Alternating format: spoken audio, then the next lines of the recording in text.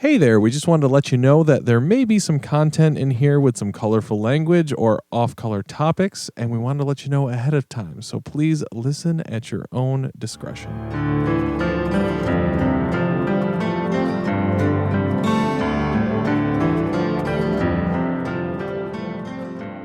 Wait, do we have like an intro?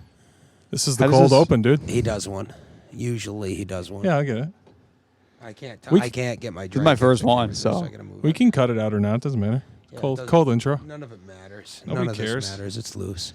There was an interesting concept, I thought. If you watch the Joey Diaz podcast, Yeah. Church of What's Happening Now, he said... No, I don't know who that is. He's a comedian. He used to be like a He's legit one of the mobster. funniest people in the world. He's incredible. But what he said was, it doesn't matter how interesting you want to be or you think you're going to be on a podcast because people just want the wiretap. So they just want to see and hear you and your people and whatever you're talking about. Yep. Generally. And I feel like I'm the same way. Like I'll sit down and even if it's not like a focus, I'll sit down and listen to like a 3-hour long Rogan podcast with somebody who's interesting just to listen in on their lives or their conversation. It doesn't matter. It doesn't have to be profound. It doesn't have to be Elon Musk talking about going to space. Like my favorite stuff to listen to on Rogan is when he's talking to his friends because they go immediately off the rails. And instead of talking about an actual topic they're trying to focus on, they're just like, did you see that video of that old lady getting knocked out by that child? And then they just are gone for 3 hours. And that's my favorite shit. That's what I like to do in real life with my friends, with you guys. I like to just be, that's what's most enjoyable in life for me, is when we're all just bullshitting and talking about stuff that's stupid. and we're good at stupid, that's for sure. Yeah. All right, so in the interest of housekeeping, wow, where did it go? Oh my God, T-Bone. Hi, welcome to the Anabasis Podcast number 3. That's the name of it, by the way. Correct. Here, you should have video, but in case you're listening to audio only, I'm AJ. We have Dave. Say hi. Hi. There he is. And Dylan. Hey, guys. he First made time. it. He finally made it. He's a little nervous. It's his first time. It is. Wah. It's all good. We'll talk about that song later. You're probably going to usually end up having me and AJ, but we're going to be Seems like it. mixing in the guys as much as we can and get everybody involved. Brad did the last 2. Dylan's going to be here. We're going to try to get fucking Dad on here at some point, but It'd be great. he's good at this. Quick things to get into before we get into whatever we want. We do make music as a band, in case you weren't aware. That's technically true. Yep. Listen to us on Spotify or SoundCloud. No, we're not SoundCloud rappers. We should be. Dave, you can get a face tattoo, right? No. Anyway, Spotify. I can get a head tattoo, though. Please. People Please, may God. or may Please, not God. see it, but I have a shaved head, or a buzzed head, rather. I And, want that so bad. I could get a henna of Anabasis. No, a real tattoo. one. Of a big flower, and all the petals are falling off, and I as want- they fall off, they turn into birds. They fall down his face, though. But not, Yeah, it looks not like an tears. actual It's a bird, whole but just a stupid W bird. Oh, dude, like the dandelion that's like... Yes. mean, Yeah, then it's and it like turns into birds. Anyway, And we those make birds music. form an independent sign or Infinity symbol. Independent. Independent. Whatever. We make music sometimes when we're not talking. You should listen to it if you are so inclined, if you haven't already. We also have merch that's on our Bandcamp. All the links that are relevant are going to be below in the description on YouTube, or I don't know, if you're listening to this audio style, maybe there are no links at all, but seek us out and help us out and buy our shit. Last thing to plug before we go on, we do have a Patreon that should be live by now. If it's not already, it will be shortly. And we don't have it too flushed out quite yet, I don't believe, but we're going to have all kinds of interesting exclusive stuff. If you like listening to us talk, maybe you can watch some more cut down, like before we cut down behind the scenes nonsense. Just get to know us, hang out, give us $1 a month, whatever. The stuff that's on there is going to be stuff you're only going to get there. Yeah. Whether or not you want it, that's where it's going to be. Yeah, and it's probably because of that. It'll probably be garbage. Oh, yeah. But it'll be entertaining, hopefully. But you'll So be helping modest. us, and we No, really we appreciate might it. we might do some lesson stuff on there that we probably won't do anywhere else. Yeah, that's because true. it's We can going to do be that. a lot easier to do, like less formal, less professionally like edited, kind of just in our face lessons on stuff from the songs and technique shit. you Yeah. know. I feel like that's going to be major on the Patreon. We'll find out. We They'll will, find yeah. out. Somebody will. Yep. So that's Hopefully. that's it. So I don't know How what you guys doing? I'm good, man. We're good. You want to We've talk been- about what we did here today? We've been hanging out all day in my home studio, doing some cleaning and rearranging. It looks great in here now. Big changes in here. I've had a home studio for a little while, but it's crazy now. I have an entire like mirrored second drum set here, and it's the first time I've had a drum set at home for, let's see, I'm 31, so I don't know, 20 years. Jesus. 15 years, something like that. 15 years since I've had a kid at home to actually regularly practice on. So it's been crazy. I've been playing 4 hours a day every day. Your hands are all My torn hands up, are right? shot. I have to take 4 days off at a time because I'll play hours a day every day, and then I'll burn my hands out really bad and blow out my blisters and stuff. You know, it's And then funny I you say can't that. play. When I see people do drum solos on Instagram or YouTube or any of these platforms, the first thing I think about is you just played a 50-minute set and you're just wailing. Like you're breaking Yeah, it's a nightmare. your precious little Oh, I hope not. wrist bones doing that. Isn't there like a Is that You part get of why you used hate to drum it. solos?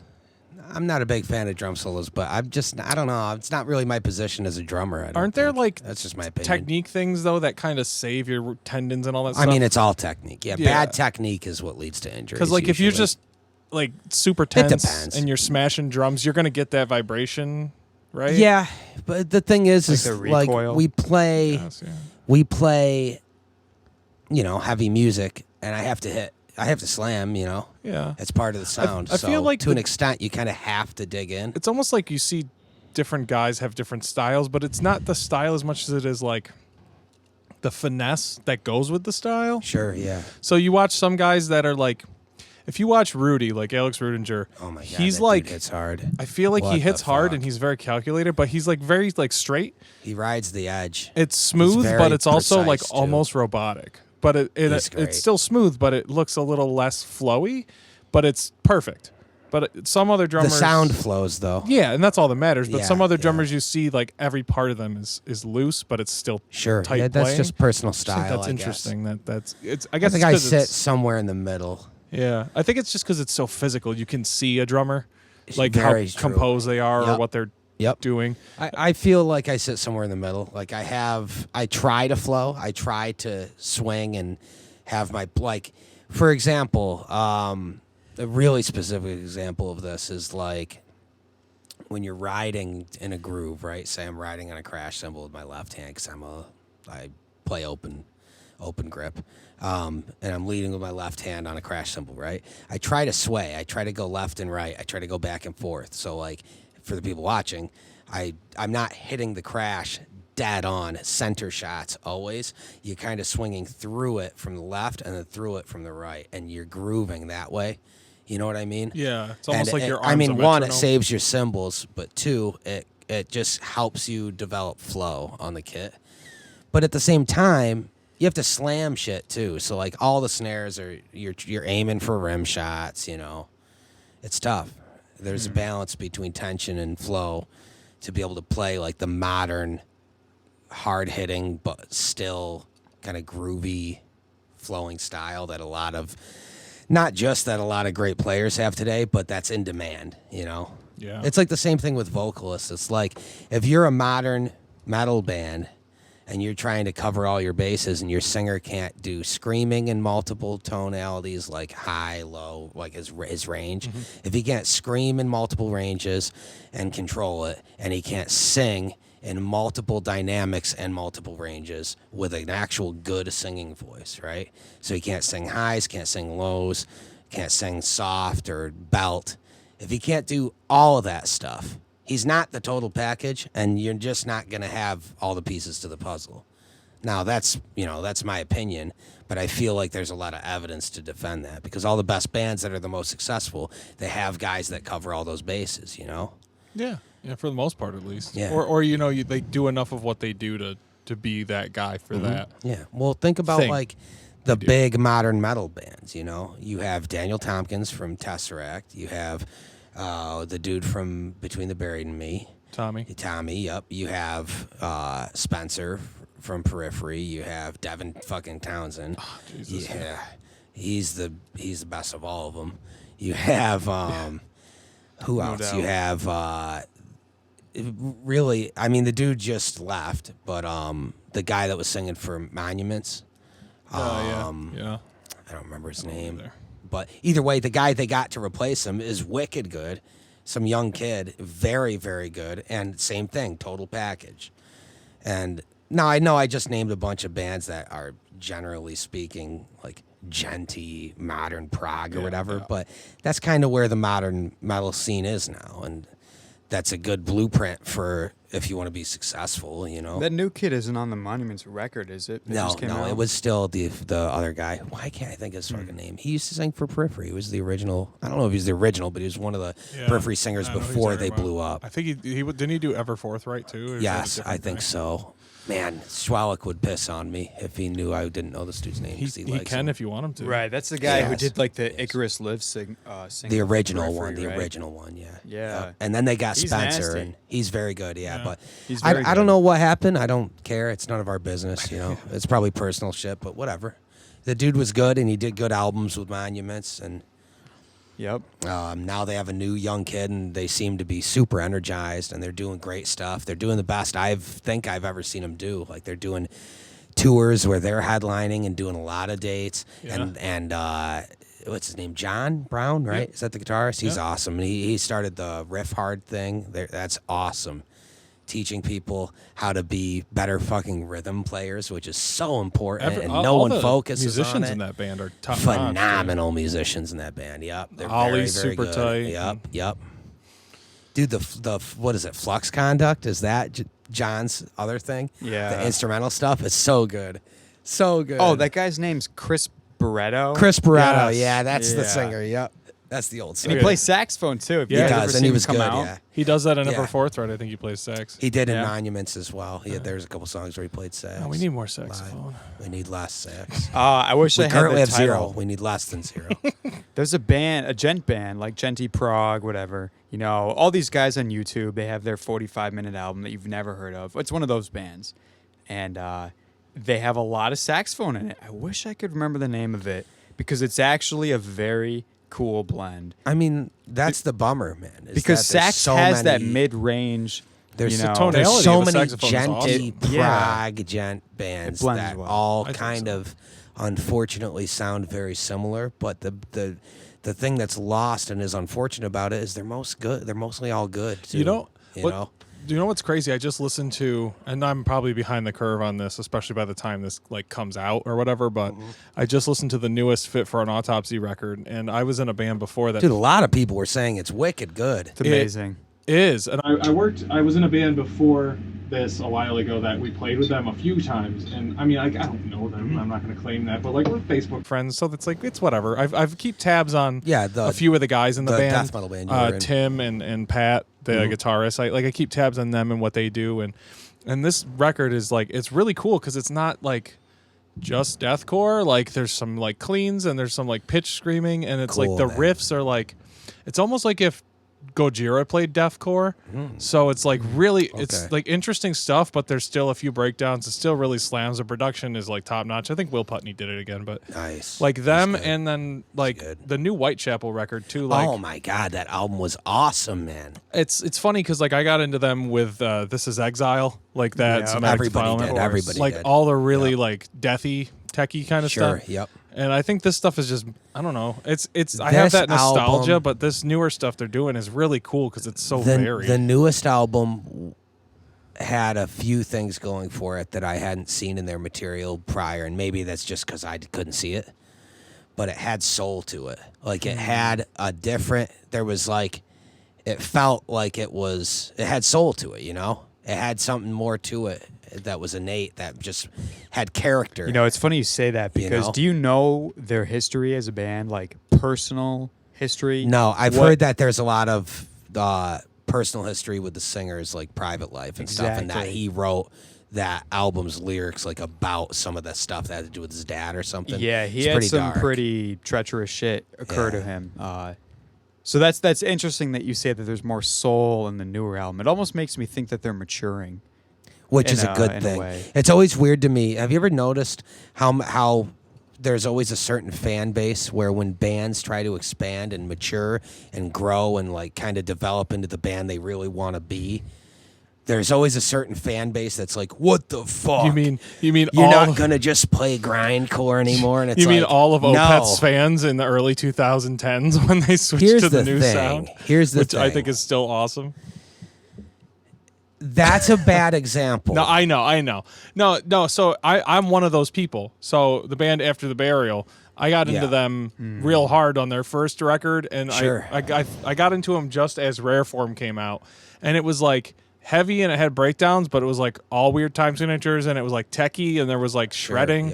Yep. And then they kind of have they're still really good. Like the songwriting's good for what they do. Like their genre's great and stuff for them, and they're blowing up, and they've got different elements in it now, so it appeals to a wider audience. But like I'm that guy for that band. I'm like, well, bring back the good old days, It's like, well, people change, and if they want to play changes. It's going to happen to us someday. I mean, I don't listen to anything heavy anymore. It already happens to us, I'm an every old time man. we sit down to work on material, we're always coming at it with a fresh approach or a different thing in our head. That's like, man, I don't know. That's just part of being humans, We're talking about the Valley, is it called? Yeah. That album was awesome, man. And Naveen played drums on it. No way. Yeah, And he's Rudinger's great. playing with and him Rudy's live. playing with him live. Yeah, what a deal. The original drummer was super good too. He so was, it's like yeah. they've only been able to try to replace him with people. Have you that are ever tighter seen and him tighter. live? I have. Yeah, I have. We Played a played show with them. them. I've seen We them played too. with them. They're phenomenal. I think they put out Endless War, and that song like Saws the Law and stuff. We played with them on that tour. I've were told super that tight. I actually, when they came out with the Valley, Uncle Ben Eller, it's Unky. He's our uncle, bro. Yeah, Uncle Ben. Who? The guy. Is it the guy are that you makes kidding the me? rice? No, no, Ben Eller, Thank you, dude, the Jackie Chan. guitarist that does "Why You Suck at Guitar" and stuff. He's What the amazing. fuck are you gotta talking follow about? him online. Okay. He's the best. All right, you're gonna have to But show me. he does a podcast that's great, Dead and Lovely podcast. It's awesome. And he's a phenomenal guitarist and guitar teacher. But he goes by Uncle Ben, and everybody just calls him Uncle Ben, yeah. But anywho, Uncle Ben posted something about the Valley when it first came out, and that was like kind of what tipped me off to it. And I was like, oh shit, I haven't really been following them the past few years. Yeah. So I didn't realize that they had something like that coming out. I missed a whole record, dude. And yeah, so did I. And he was just like, this is the best album these guys have ever put out. This is incredible. You got to check it out. And he's friends with some of the guys. And it reminded me like, oh shit. I almost feel like I owe it to Whitechapel to check it out, because when I was in Bern, the first like chance we were ever given to do a national, right, was Whitechapel. They let us do that, and we played that show. I'm pretty sure, with the Contortionist before they blew up also. And we were both, there was like maybe two other bands. There was like 4 openers and then Whitechapel, right? So there's a band. I hate to cut you short, but we were talking about how a band puts out a new album and you're like, man, I'm not on board with this direction. Don't say it. Well, what's funny is I do love the Contortionist's direction. But it's not intrinsic. and Dude, that's it's like not your intrinsic. favorite album of Intrinsic all time. So what is- you're saying? Yeah. So what you're saying is Intrinsic's great, if but it's- all their albums are great, man. what I you're love saying them. is, if it's anything other than And I'm not the only one. No, a lot of people say that. If it's anything other than Clairvoyant or where they're going with the Our Bones stuff, Our Bones is amazing. I'm checking it Amazing. out because that new stuff is where I want them Oh to my be. God, I love everything they're doing. But anywho, so in Bern, we played a show with Contortionist before they were big, opening for Whitechapel in Syracuse, The Lost Horizon, many years ago. And I saw something at that show that made me just eternally respect that band, Whitechapel. And at the time, wasn't super my music, you know what I mean? Yeah. But I'll never forget that when we played that show, and we were just in Bern, which in retrospect was not as professional as we thought it was, you know what I mean? But whatever, we were tight and we were playing, Tech Death, or at least our attempted version of it. And the singer, Phil, was in the crowd the whole time moshing and going apeshit for us. That's and we were awesome. just like, huh? And then he did it for the next band. And then he did it for the next band. And then he did it for the next band. And then, after every band played and we're tearing down, he's at side stage going, you guys were fucking awesome. This was so gnarly. And we're just like, what? And then they play their show, and after he just got done getting his ass kicked in a mosh pit for, fucking hours, he goes on and he's perfect for their like hour and a half set headlining or whatever the fuck they played for, and didn't miss a beat. And he just seeing a dude who was so committed to making sure everybody had the right night and felt like it was a good night. You know what I mean? Yeah. All these little bands that nobody gives a fuck about. They're just locals that they're not going to get discovered. They're not going to get their break. They think they are. Everybody that's doing a national thinks this is the one. But that's not how it even works. You know what I mean? Nope. And it's a tough pill to swallow, but that's just not how that works. You're just helping them get paid, which is cool. Respect, I'm glad to help them get paid. I think we that sold could our tickets. trigger another conversation if you guys want to talk about that. So Sure, yeah. I was talking to Pat about this earlier, and I'm not going to name the bands because I don't want to be like rude or anything. I'm sure they're really nice guys, but I live in a different city, and some friends of mine are going to do a show at one weekend. It's a time. It just doesn't matter when. All right. Sure. So friends of mine are in a band. They're going to do a show. It's a CD release show. So they want to have it be a big thing. And they've got all these bands booked. I've never heard of some of these other bands, which is unfortunate because I live in that area. You would think, just in passing, you'd hear the bands. So I was like, oh, that'll be cool. I'm going to stop out to that when I can and that sort of thing.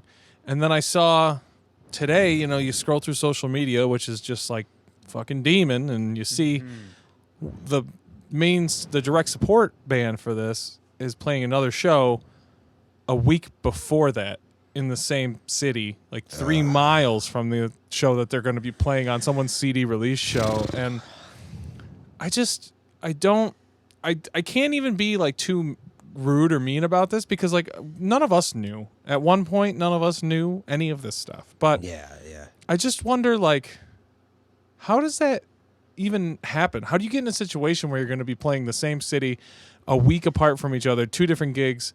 And I mean, maybe we've just been through a lot and we're all kind of like haggard or something, but I just can't imagine that you would see that that's going to be successful unless it's like a different, I mean, it's rock or metal, right? It's So funny. like that's not going to work. It's funny because we feel like it's common sense, but you'd be surprised how much people don't think of stuff like that. Which is true. And that's why, I don't want to be like, Yeah.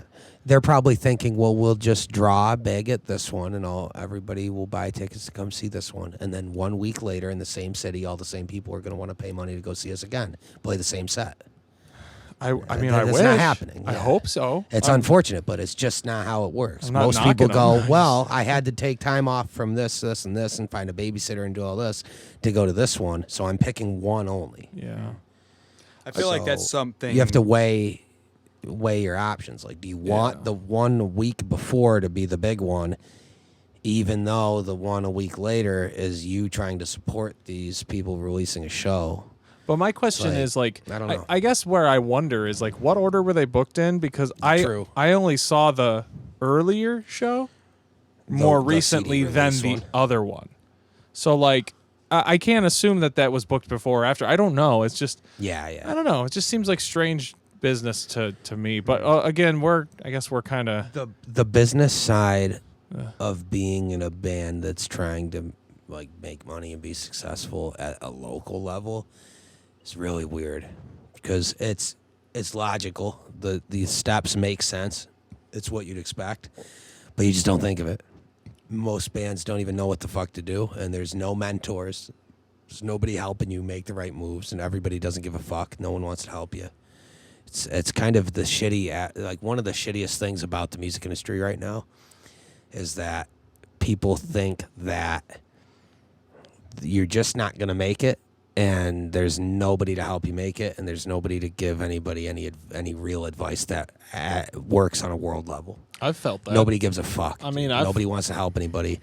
I feel like I was just listening to the Rogan podcast, and they were talking about how important mentors are in facilitating career opportunities and stuff, and how, like, in stand-up, almost every single successful stand-up comedian made it because they worked the door at a comedy place, and then some famous comedian took a liking to them because they stuck around and saw their set that they did at 1 a.m. to 5 people, and they went, "You're pretty good," and they started mentoring them and giving them advice that says, "Hey, this doesn't work. This does. Talk to this guy. You're going to want to get an agent. Here's agents," you know? And they just showed them the path down the middle of where you're going to walk to make it, you know? And then the music industry, doesn't it seem like everyone you turn to says, instead of mentoring, they go, "I don't know what to tell you. I'm not going to help you. And you're really good and you're doing everything right, but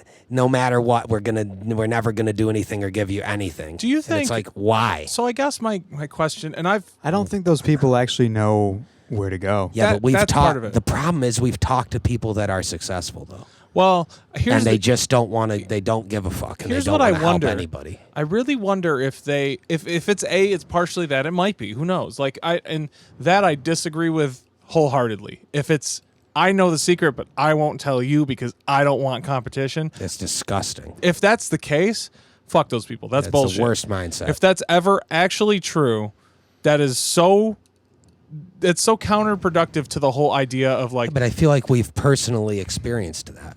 Maybe. I don't know. I don't know exactly what you're referring to off the top of my head. It's fine. Now, to be fair, I'm currently talking to people that are very successful. Like, I'm not friends with anybody, but there's guys that I talk to every once in a while, like somewhat regularly, even just like Instagram DMs, that are very successful. Like one dude that I talk to off and on is Charlie, that now drums for Five Finger Death Punch. Yeah. And when I met the dude and started talking to him online, I just liked his drum videos, but he was an ideology and he wasn't anybody yet, other than he had a really cool Instagram and his content quality was good. Yeah. But I bought a China off him, and then he landed fucking Scale the Summit, and now he's in Five Finger. I still talk to him. And when I talk to him, it's not like I'm sitting there hounding him for advice. I don't ever. But when I talk to him, I always am talking to him about stuff. Like, I guess he posted a picture of his drum set. Right now. I saw and that. It's just a giant fucking kit in a fucking arena. And I was like, dude, is it fucking weird? Just when you even walk up to this and you're like, "Oh, this is my kit. Oh, I'm in a fucking arena and there's 40,000 people or whatever in here." It's got to be so trippy. Like I can't even. And he was just like, "It's fucking weird, dude. Yeah, it's weird." I guess the only thing I can say, and so this ties on real quick. My point is, sorry, that I was saying is Charlie's cool as fuck. Oh yeah, he seems he's like cool as totally. fuck. Any questions I've ever had for him, I've asked him about endorsements and stuff. He's never ever bullshitted me one time. He's always been cool. So it's not to say that there's not dudes out there that are in the industry that are successful that have given me good sound advice and they're cool as fuck. And I wicked appreciate that, Charlie. That's cool shit, man. For real. So what I've been trying to think about recently, because real talk here. If anybody listens to this podcast at all, and if they're in like music in one fashion or another, or they just think we're interesting guys, whatever the situation is. Yeah, whatever. If you don't have a frame of reference, the whole music thing it's weird because you're doing something that you love to do for whatever reason, whether it's a technical challenge, a physical challenge, an emotional kind of thing. You're trying to express yourself. You think it's art, whatever your reason to play music and is you just want valid. to be able to put all of your work into it. That's valid, no matter what you Super think. Valid, if it's if it's a chops competition, if you're trying to find the right combination of notes to make someone cry, like as cheesy as that sounds, whatever the reason you play music, if you enjoy it, that's valid. Okay. Yep. So you're trying to quantify in dollars to some extent, somewhere along the way, what is such a personal, objective thing to most people. You know, like some people really vibe on jazz. I don't understand it. And I feel like I'm lesser of a musician for that. But it's not my thing necessarily, right? So that's a whole different conversation. But what I'm saying is the idea of like doing it for a living and being successful and stuff, there really is a balance between what you feel good about and what you want to do as opposed to like what is the business aspect. But back to what I was saying is like if you feel passionate and you quote make it to some level of success or whatever it is, and you don't want to help anyone else get there, even though you may like what they do, that to me is so disrespectful to the idea of like being an artist, as pretentious as that may sound. No, I get what you're saying. I think that that's really messed up. Now, the only other thing is, and I've been thinking, this is what I was going to say. I think off and on, I'm an overthinker. I might have some sort of thing. I don't know how to quantify it, what you would call it. I'm never not thinking. And that's, you guys know this. People listening will maybe get to know this. I always talk to, but I'm always thinking about something. So I go back and forth. I'm at my day job because we all have day jobs, obviously. And I sit there and I stew on this stuff and I go back and forth and back and forth. I'm like, well, we could do this. Well, we could do that. Well, we need money, so we can do that. So we can do that. And then we want to do this and we want to release this. And I got to work on this. I want to work on that. I want to work on that. But we got to get this. It's exhausting. To say the least, yes. And that's just how I work. But it can spiral into this place of like negativity in a way. Yeah. And this is like I said, real talk. Like, I wouldn't say like depressed. That's a whole different conversation I'm not equipped to get into. But I'm saying like there's been times when I've been kind of down on just myself in doing music or what we do. Not that I disrespect our band. It's that I'm just like, what are we doing? Like, when is something gonna happen to us? Because that's not how it works. We have to work for everything we do. You work and you earn what's and that's coming. That's why we rearrange the studio space. That's why we make money at our jobs to buy stuff to make better recordings for people to listen. Like it's a whole thing.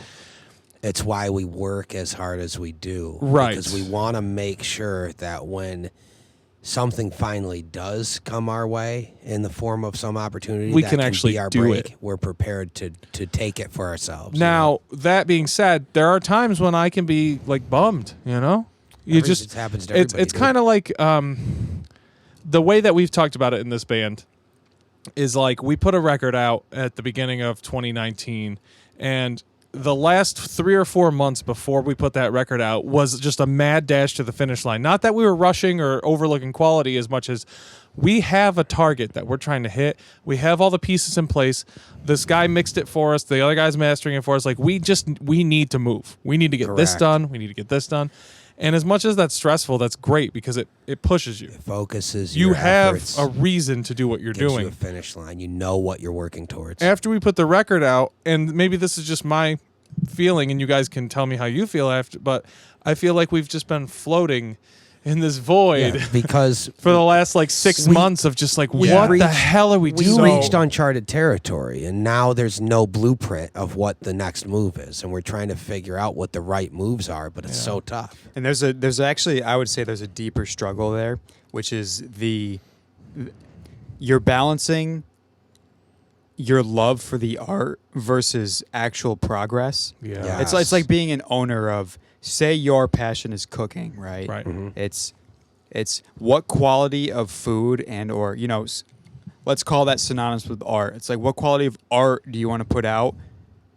But it's also like where do you want your business to grow and expand to? Because those are both constantly tugging at each other. Right. And one cannot get too far ahead of the other without some kind taking of the whole dramatic place apart. sacrifice. Yeah. So it's like without a doubt, the floatiness that you're talking about, AJ. There is a necessary element of that. I think so. I think you're right. However, like you said, if there's too much of it, which maybe we're at right now, but we're trying to curtail that. We're doing what we can. Yeah. We're starting to round things up. We had a lot of new stuff we had to work on. When you're too floaty, you'll feel lost and you'll feel like aimless. Where is this going? And that applies to anything. That's totally not even true. just music. Like after I graduated college, I was like, now what? Nobody handed me a job like they said we were gonna. Like, what the hell do I do? Yep. We all have the one buddy who got a bachelor's at some prestigious college, and then he ended up with a job just like you. Assistant manager at McDonald's. Yeah. And if he making likes it, okay that's money, great. But and if he he's doesn't like whatever. Or it, the that's opposite. We all have a buddy who's like a genius in whatever little and they niche just thing he they're does. in New York City doing stuff for millions now. Yep. Or he's nowhere in, God Yeah. knows where, New York. Yeah. Yeah. That's the other caveat. So Yep. the whole where I'm trying to get with this whole thing is the thing I want to do is I wouldn't say I'm necessarily a pessimist. I'd say realist. Some people say I'm negative and shitty. That's Most people that think realists are negative are optimists. which is fine. And they're just I like, guess everybody. I don't want to be realistic. Well, it's like assume Okay. the worst so that if it's not, then it's good. then I you're don't even surprised. assume You're anything. pleasantly I surprised. just accept Yeah. reality. Yeah. Well, and that's And the way I sometimes like reality to. is not too hot, but That's the way you I have like be to able frame roll it with for myself, whether that's true or not. I mean, my former bosses don't think so, but fuck them. I don't work for them anymore. Yeah, bye. My whole point is I have been trying to change how I view things because there's no point in important. stewing in that, not negativity, but like that frustration. Correct. Like, why aren't we going anywhere? Like, what's going on? Like, there's no point in getting worked up over that necessarily if we have the means to change it or if I don't. Like, one way or the other, you can justify it. You can say, I can change this, so instead of getting pissed about it, I'm just going to fucking do it. The best example, Which is kind of what we've been doing here. Yes. I'm not cutting you off, but No, I go gotta. ahead, go ahead, finish your And point. then the other way you can do it is I literally have no control over this, so fuck that aspect of it. I'm just going to move on and do what I just have to gotta do keep for grinding. me. Yep. So aligning the way I think with those things, being appreciative of the fact that I do have a day job that does pay me pretty good, and I don't hate it. Like, I'm not trying to claw my eyes out just to get out of work. Like, Yep. my life isn't that bad. You know what I'm saying? Yep, things are decent. The other thing that if I want to approach it from a more positive aspect, where you're talking about, you've talked to people that have like quote made it, or they're doing more than we think we're doing, or what have you Sure, in the music industry. Maybe, and I hope this is the case. They don't know how they got where they are, and they're just trying to hold on to it. Not even in a shitty way. Not like they won't tell I feel you like that's because gotta they be really common. Right. Not like they won't tell you the secret because they know it and they don't want you there, as much Yeah. as they have no fucking clue how they ended up where they are. Absolutely, yeah. And they don't want to overthink it because then they'll think it's going to get And you know what's funny about that, man? I hope that's the truth for most of these people that everybody we we've- respect. Yep. Everybody we've ever talked to that absolutely has definably made it and has been very cool to us. Seems and to given have us said advice. almost that. Here's the thing. No, they've all been able to define how they made it because they were in control of what they were doing and they had a game plan and they executed it. A really good example of that is Anabasis. Oh, yeah. We opened for those guys, were so and they were nice. cool as fuck, and we love those guys. And one, they're a great band, but two, they gave us a ton of advice, and they didn't have to, and they just wanted to because they were cool, and they saw that we had a shot at this, Yeah. you know? And Sure. they're freaks of nature, dude. so They're good. so good. Bunch of crazy Aussie dudes. They were cool Yeah. as fuck, man. They were cool. I loved. That's one of my favorite shows we've ever played. Was playing with the Neo guys. They were great. That was a really good one. But the point is, yeah, man. I feel like the best example in real life that anybody can relate to of what you're talking about, and it's, you know, we're talking about specifics of being in a band, Yeah, right? yeah. The best example of all time is like existential dread. Is when you get to a certain age where you start to realize things are moving fast. Oh, don't and worry. You're not where you want to be. I have a fair and amount of that, it too. is finite, and you do not know when it's coming, right? Yeah.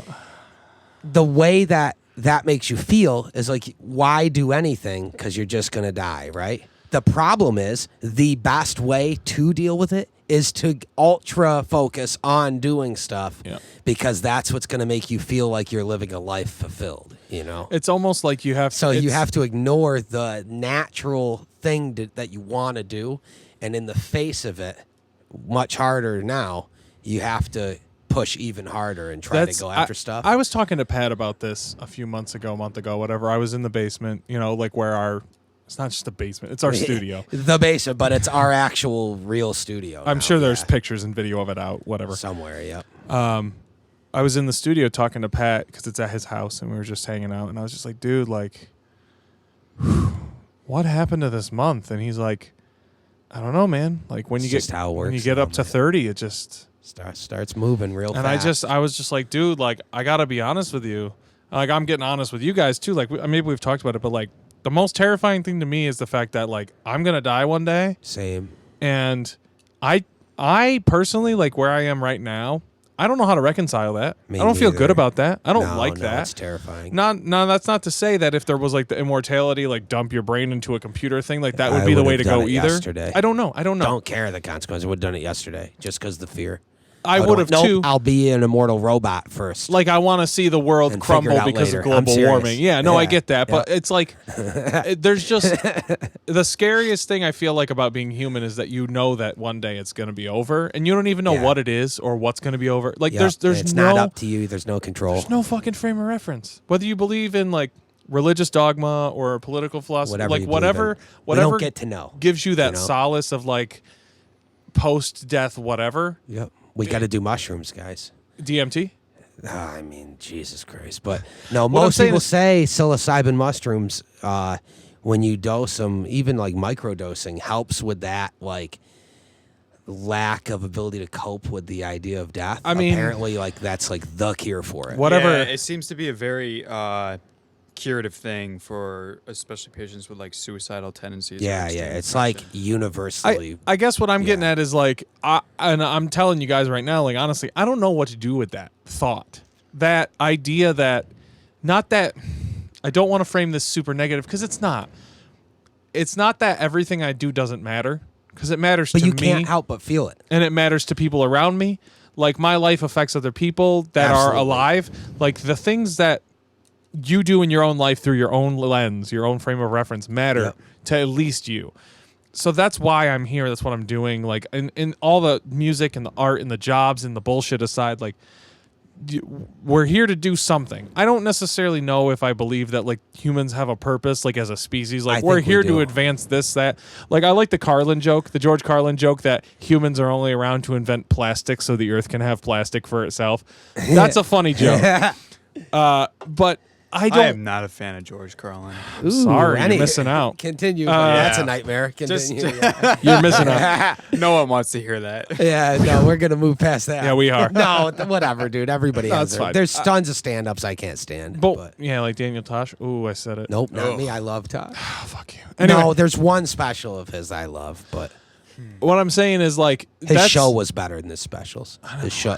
Tosh.0 is the best. Tosh.0 is my favorite thing to do. Not the show, just the concept. Is just let's watch videos of people getting bad. You mean injured that kid that I showed you? Stupid. Yeah, showed you the video. Humming. Yeah, that elbow drops. He was on Tosh.0. No, but that's the kind of shit. Oh, that's all Tosh.0 just people doing stupid was. shit and getting hurt. People getting hurt and being dumb. Yeah. My point is, that guy's whole career is how close can he get his elbow to shatter? Yeah. One day it's going to be over. Oh yeah.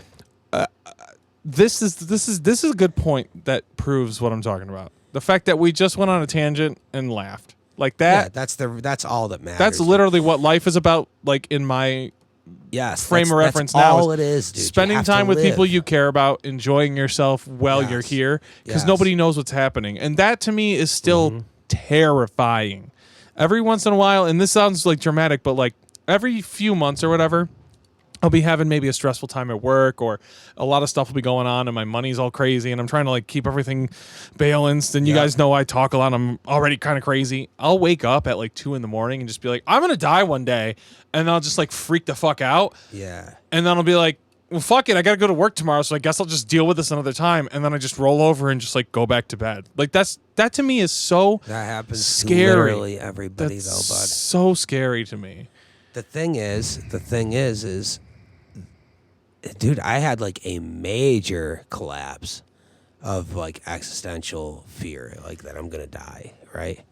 Major collapse after my 30th birthday. And I'd never experienced that one time my whole life. I've always just been floating, just being a stupid ass.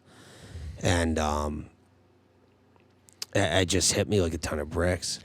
And when it did, the way that I found peace with it and kind of like put myself back together, and I feel like I've never been better now, is because I realized, oh, this is fuel that I never had, that I've needed for a long time, to really, really find the focus to go after what I want to make for myself and find what my purpose in this life is. And I feel like I did. I feel like I found it with you guys because I feel like the connection we all have and what we do together, what the point of all of it is we write music that the goal is we can live forever through.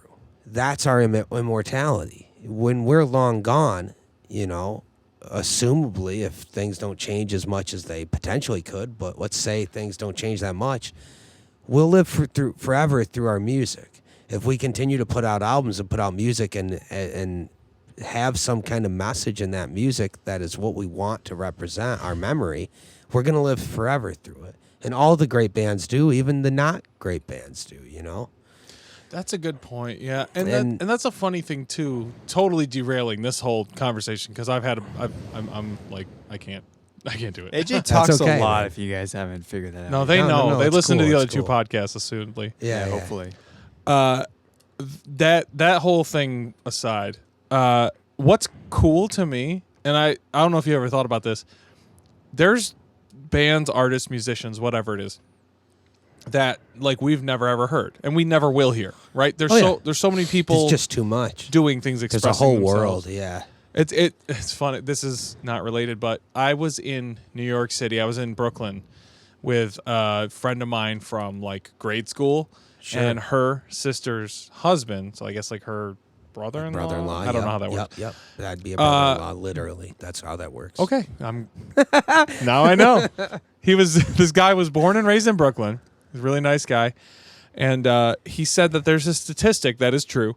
If you started from the day you were born to the day that you die, every single day, breakfast, lunch, and dinner, 3 separate meals every day, ate at a different restaurant in I think it was just New York City, all 5 boroughs, you would still never get through every single restaurant by the time you died.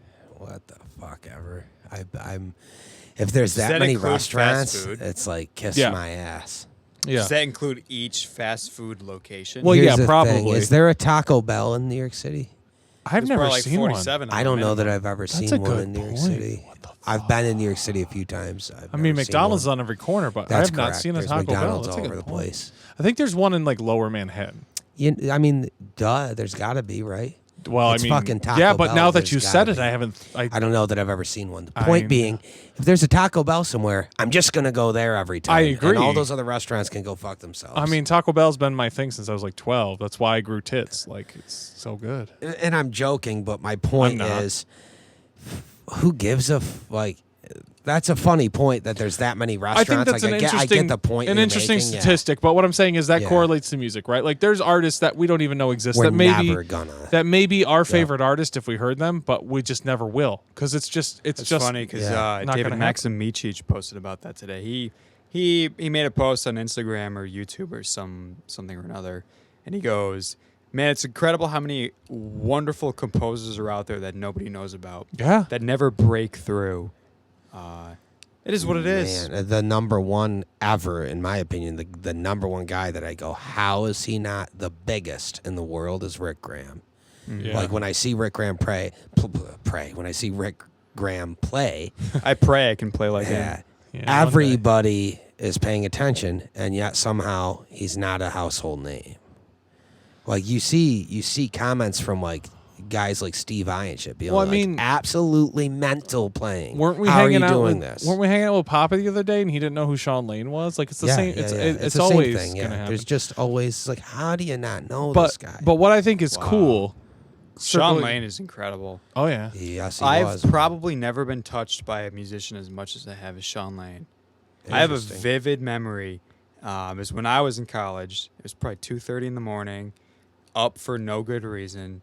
Probably some drama, existential dread, as we've been talking about, keeping Yeah. me up. Yeah, just And, some reason you can't. You just sleep. hear Yep. something that he plays, and my God, I remember like shedding tears over it. That guy, there will. He was a wonderful, Yeah, wonderful player. In the words of Guthrie Govan, there will never be another Sean Lane. And Nope.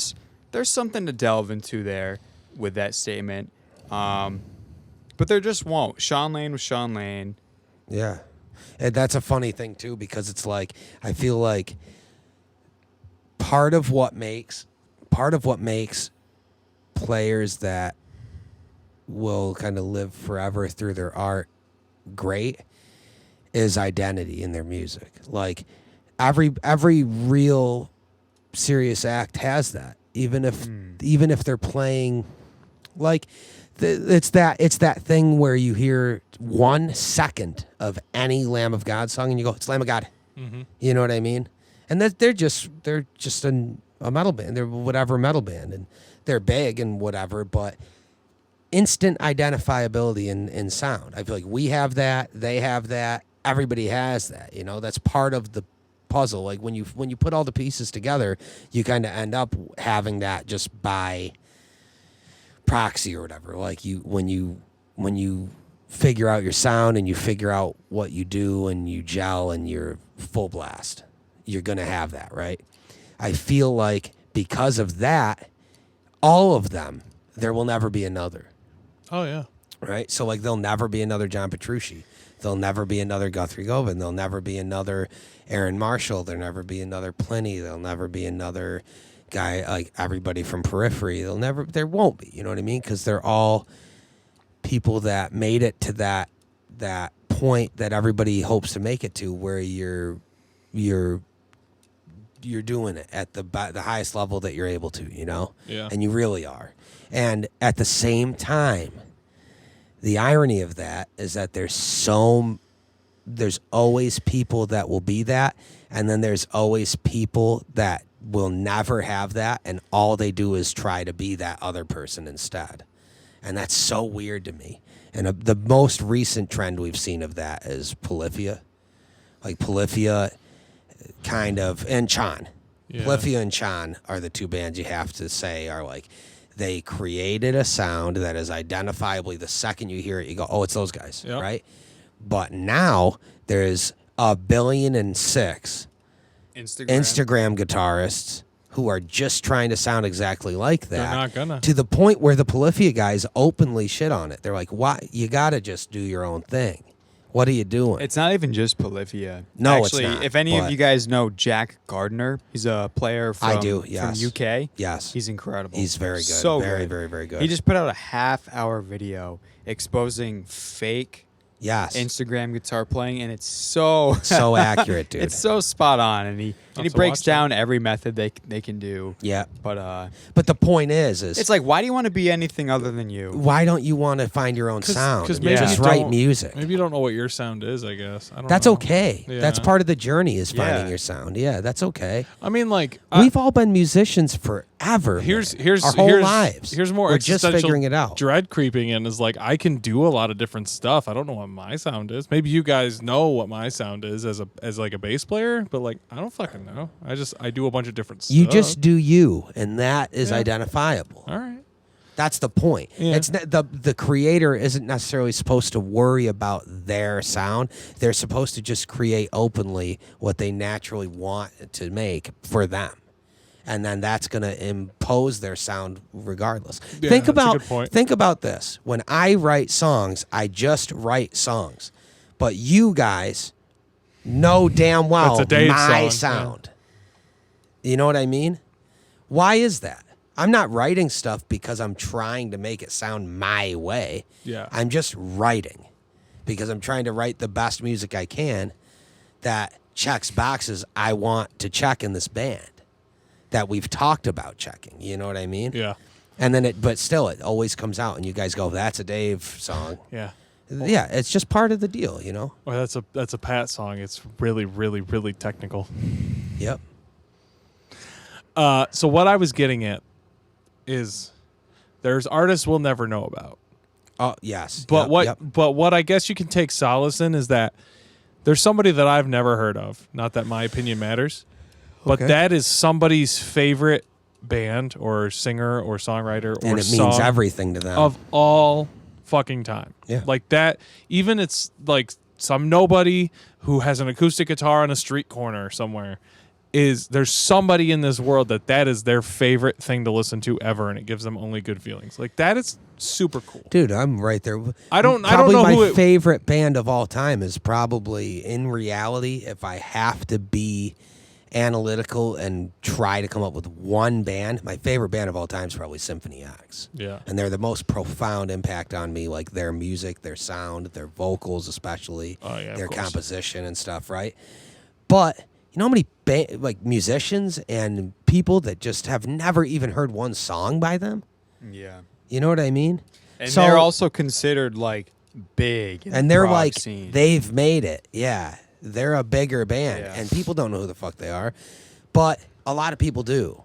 And the people that do, a lot of the time, tend to share that feeling with me, where they're like, I can't believe these guys exist, and I just didn't know, because they're so good. And the point is, to me, that band is so important, but to so many other people, they don't give a fuck. Yeah. They've never heard of them and they don't matter. And their favorite band is whoever, you know? And I think I guess that's the thing that, like, as somebody who plays music, you know, whatever. Yeah. We put out music, and maybe somebody in this world, like, really, really likes what we do. That's the goal. That's the fucking goal. But I know return that the favor. I think that's fascinating that I guess I've At least it is for me. I've thought about this too from time to time, kind of in line with the existential dread thing, but not really.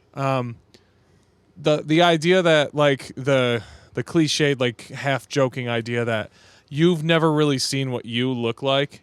You know what I'm talking about? There's like the old, reality of it. The old thing about, like, you can only see a mirror. You can only look see in the a mirror, picture. but you don't actually see how people You never see you. see you. Mm-hmm.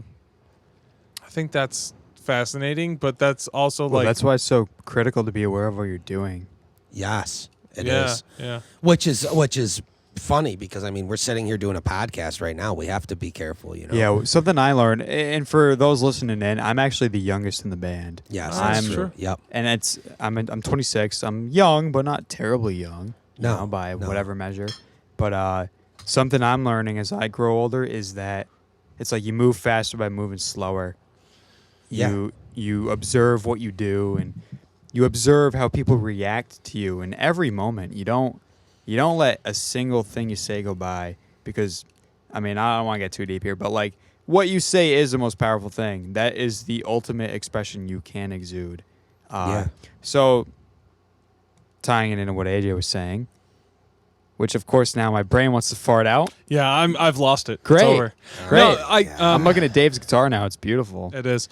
No, I think what I was getting at is, like, you never really, like, know yourself in a way that other people may, but you but you're also live in your own head, so you know things that you think about yourself, or that you think within yourself that literally nobody else will ever understand, no matter how you try to express it. Maybe maybe the way that I crunch numbers is something that nobody will ever understand, and they'll just be like, he's just kind of neurotic and weird. Like, that's fine, but it's just a different different, like, plane of existence almost. Like, everybody lives in their own little Dude, it's the same basic head thing world. as like a girl who does a lot of makeup and goes out into the world because she thinks that without the makeup she looks like shit, and she's self-conscious of it, right? Because she looks in the mirror and she goes, look at all these whatever, right? She doesn't even really and know. then in reality, everybody looks at her and goes, what the fuck?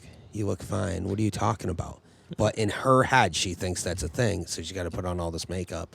And I know that's a random example, but No, it is that's a good point. exactly the same thing. It's you know? I guess it's like It's just perception of who you are versus reality of who you are. it's hard, because, like, I don't want to be like a soapbox dude, because I don't think that gets anybody anywhere. But it's just like, I think it's interesting that everybody is so different, but, like, we're all humans. So, like, this is a really off the beaten path idea, but, like, roll with me. The concept of racism makes no sense to me.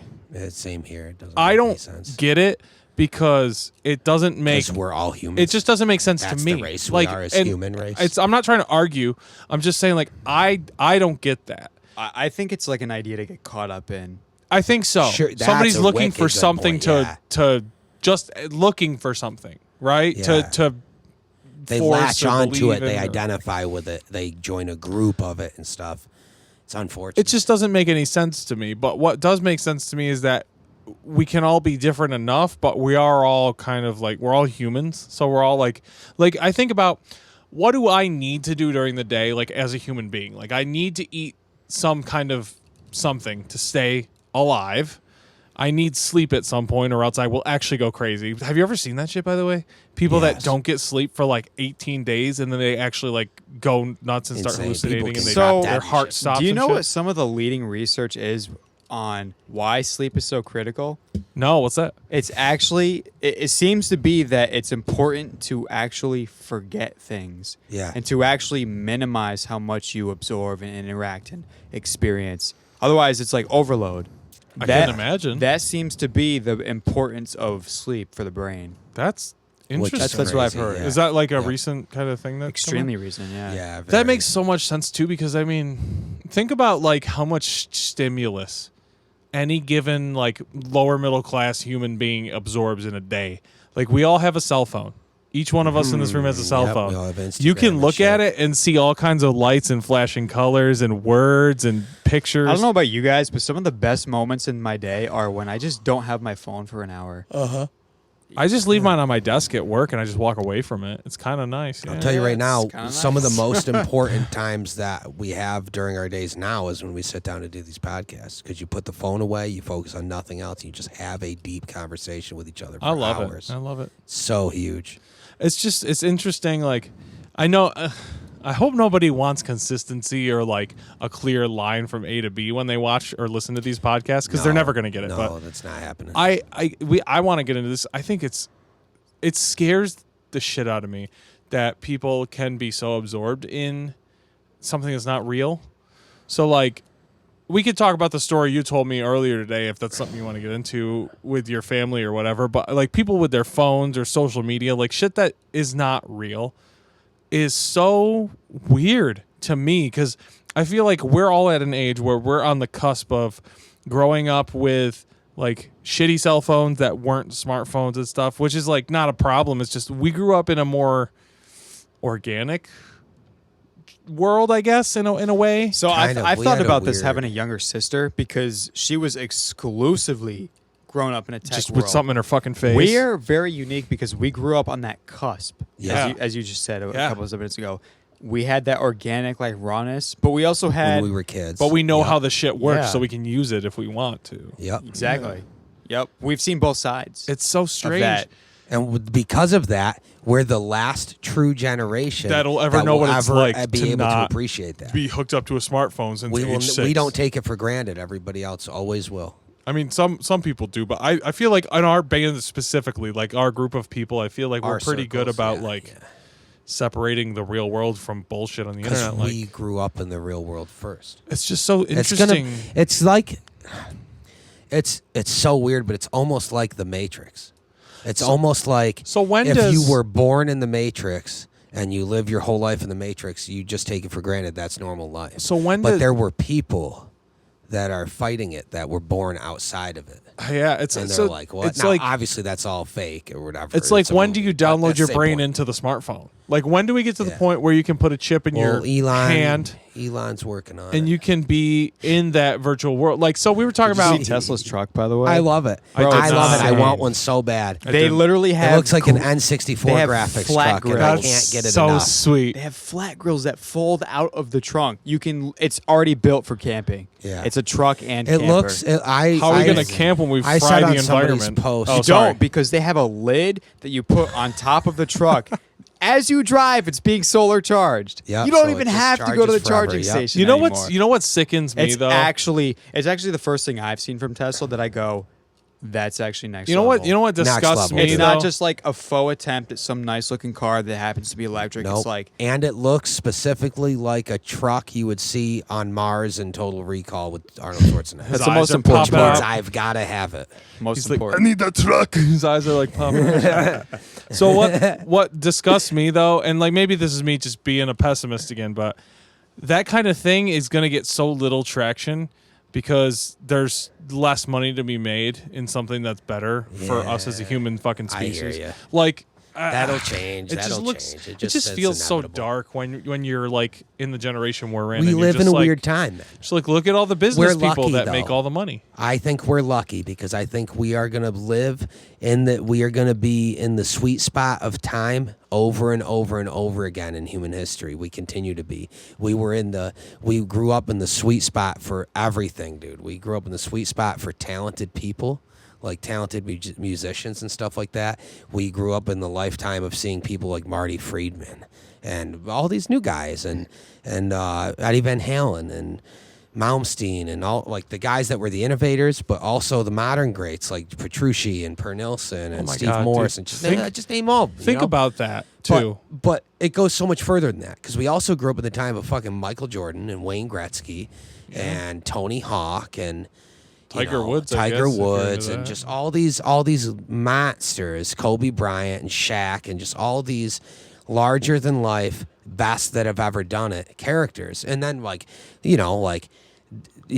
and Dylan joke about it a lot, but I grew up watching pro wrestling. Oh yeah. And I grew up during the time period of the Attitude Era, which is the greatest single time period, the most successful time period in wrestling ever in the history of the Throwing business. Mankind off the Hell in a Cell. I grew up during the time when The Rock and Stone Cold Steve Austin were in wrestling at the same time. Boom, right there. You know what I mean? And we continue to see stuff like that, though. We also grew up during the advent of the home console video game systems and watched that technology develop from Nintendo NES, where it was nothing, to where we're at PS4s and VR and shit now. You know what I mean? The thing I think about the most, I guess, when it comes to like... Actually, before you go on, AJ, it's incredible because even at 26, I've already lost touch with some of the modern tech. Like the modern VR. Oh, it's nuts. Yeah. It's unbelievable. It moves so fast. Even at 26, you guys. Isn't that I'm unable to keep up. Isn't that like a law or something? It's like one of those like colloquial laws that it's something about like computing power in however many years will like double or triple or quadruple or whatever, however many years. I know exactly what you're saying. It's like I exponential. have something to talk about that, but we'll get into it So after. like that, but I'm thinking like, I mean, okay, so it's not like this music has to be the podcast, but that's what I do, right? Like my hobby is music. My free time outside of work is music. Like I do some video games. games. A hobby, man. It's all music though. It's kind of our for, lives. for me, right? Yeah. At least, It's and definitely you guys more than too. a hobby, but still, I frame a lot of things through music. So I think about just like the industry and the gear and the tech and the players in the last 10 years, in the last 20 years. 20 years ago was like the year 2000. yeah. Think about like how primitive computers were back then. Now think about the fact Diablo 2 was out though, wasn't it? Sure was. Was it, or did it come out in 2001? I don't fucking know. It's in that area though. Whatever. Think about the fact now that we're sitting in your upstairs room. Not a true fan. You don't know the exact year. Yeah, whatever, dude. God. We're sitting in an upstairs room in your house in somewhere, question mark to most people.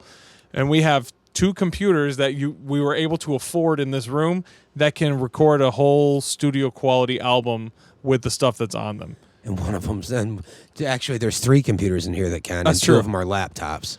And that's That all just within didn't even exist within when we were 20 kids. 20 years. Yeah. Like studios are dead because we don't need them The anymore. whole world is but okay, so that's kind of what I was getting at though. And- we went into some details. And I'll get into that in 1 second. But like, think about the players. Like as a bass player, like Billy Sheehan is like he's top tier, right? And he always has been, and he's been like incredibly fluid and very talented and very nice and personable and willing to educate. And he's been a great player. Man. And there's people out there nowadays that they do stuff that's different, but they're on that same level, and they're nobody. They're not Billy Sheehan number 2. They're some dude in his house because the barrier to entry for that virtuosity nowadays is so high because there's so many people doing so many crazy things realistically that are really doing it. Like on YouTube, on Instagram. And there's so much access to it that it makes it mundane And almost. I think that's what that is too. Yeah. Like some That'll of change the too. best players in the world could just be dudes in their fucking bedroom with their overpriced toy box thing. Maybe. And that's it. But that's interesting because like nowadays, if you want to be in a world class band or a side guy or a studio musician or somebody for hire or a touring guy, you need to be literally one of the best in the world. It's not like you just get the job done.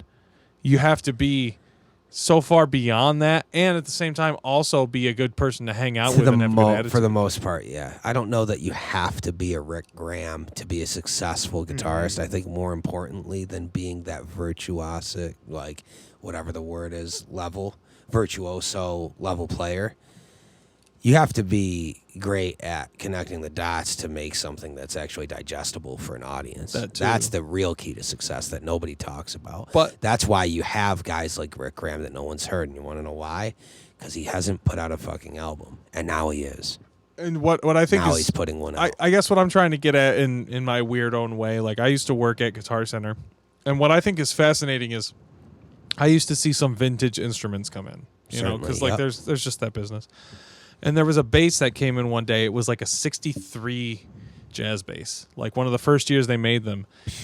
And somebody owned that thing and they modified it and blah, blah, blah or whatever. But I picked it up and I'm just like, this thing is as old as my parents. Yeah. And I picked it up and I started like double thumb slapping and doing a few like, funkier technique things on it. I was like, this wasn't built for this. Like, if you think about it that way, and even into like the 80s and stuff, like, things that people can do now and take for granted, like technique-wise, musically, or like production-wise, whatever, didn't even exist. Like a 1963 jazz bass was not made for somebody to do double thumb slap on. Nobody even knew that was a thing that was ever going to exist until the 70s or 80s or whenever they started doing it. If you pick up a Gibson SG, or not an SG, but like a Les Paul that's been like around, a 58 Les Paul. Nobody making that guitar was thinking about Jason Becker playing arpeggios on it. It's incredible that's a whole nother conversation. And you can follow the industry as the gear changed to facilitate levels of need. What I was getting at. Well, it's funny you say that, because back to the thing where you mentioned on how the things that people do are so crazy but no one notices. Yeah. Maybe it's because they're not actually crazy. But they are. No, they are. Well, maybe they're not, because relative to the bar for crazy is higher within like maybe the last 3 years of our experience in life. Yeah. And also what Dave said, it's become so mundane. The things we're doing right now, we're just now adapting to them. We're just like, we just got an XFX 3 today, you guys, and it's mind blowing. It seems to finally be a unit that crosses off a lot of problems we've had. For sure. What am I trying to say with that, though? Is like, it's like we're finally getting something that's adjusted to what we do right now. Yeah. So it's like already, it's figuring out what we've been doing already for the past like 5 years. Mm-hmm. It's kind of like streamlining the process. Yes. Yeah. So in a way, it's like, is some of the stuff we listen to that crazy, or is it just already we're used to it? I guess that's what I'm trying to get I guess at. that's fair. You acclimate to the environment very quickly. That's human nature. Like the bar has been raised like immeasurably. You can't go back. Sure. That's why I always like Yngwie is an incredible guitar player, but Yngwie's never going to be the best guitar player in the world anymore when somebody like Jason Richardson exists. It's just never going to happen. It's not. It's always going to get crazier. And people think about drummers, dude. Drummers in the 70s didn't know what the fuck they were doing compared to drummers now. This is so good, because this is why I put zero focus into that anymore. And people ask me do you want to try to be like one of the best drummers in the world and stuff? What does that even mean, though? What does that mean? No, not only do I not care about being one of the best drummers in the world, I'd like to be the tightest I can be and be the most adaptable to needs for songs or whatever, but I only give a fuck about being the best songwriter I can be, because the whole point of all of this, I think, is to make music that makes people feel the way that our heroes' music made us feel. That's like the point of everything we do. That's the point of everything everybody does. I challenge you to find musicians that are in a band really doing what they're trying to do, that are not writing music because some part of them is hoping the music they write is going to resonate with people the way bands they grew up loving resonated with them. That is the reason everybody we know makes music. You know, that's like the reason to make music. So I think the number one thing that sets everybody apart, and it's like you were talking about how everybody's world-class players now, right? Everywhere you look, there's guys that are insane. After right? a certain and they really benchmark, are. Like the bar is so high now. But where all of those guys fall is songwriting and ability to connect with an audience.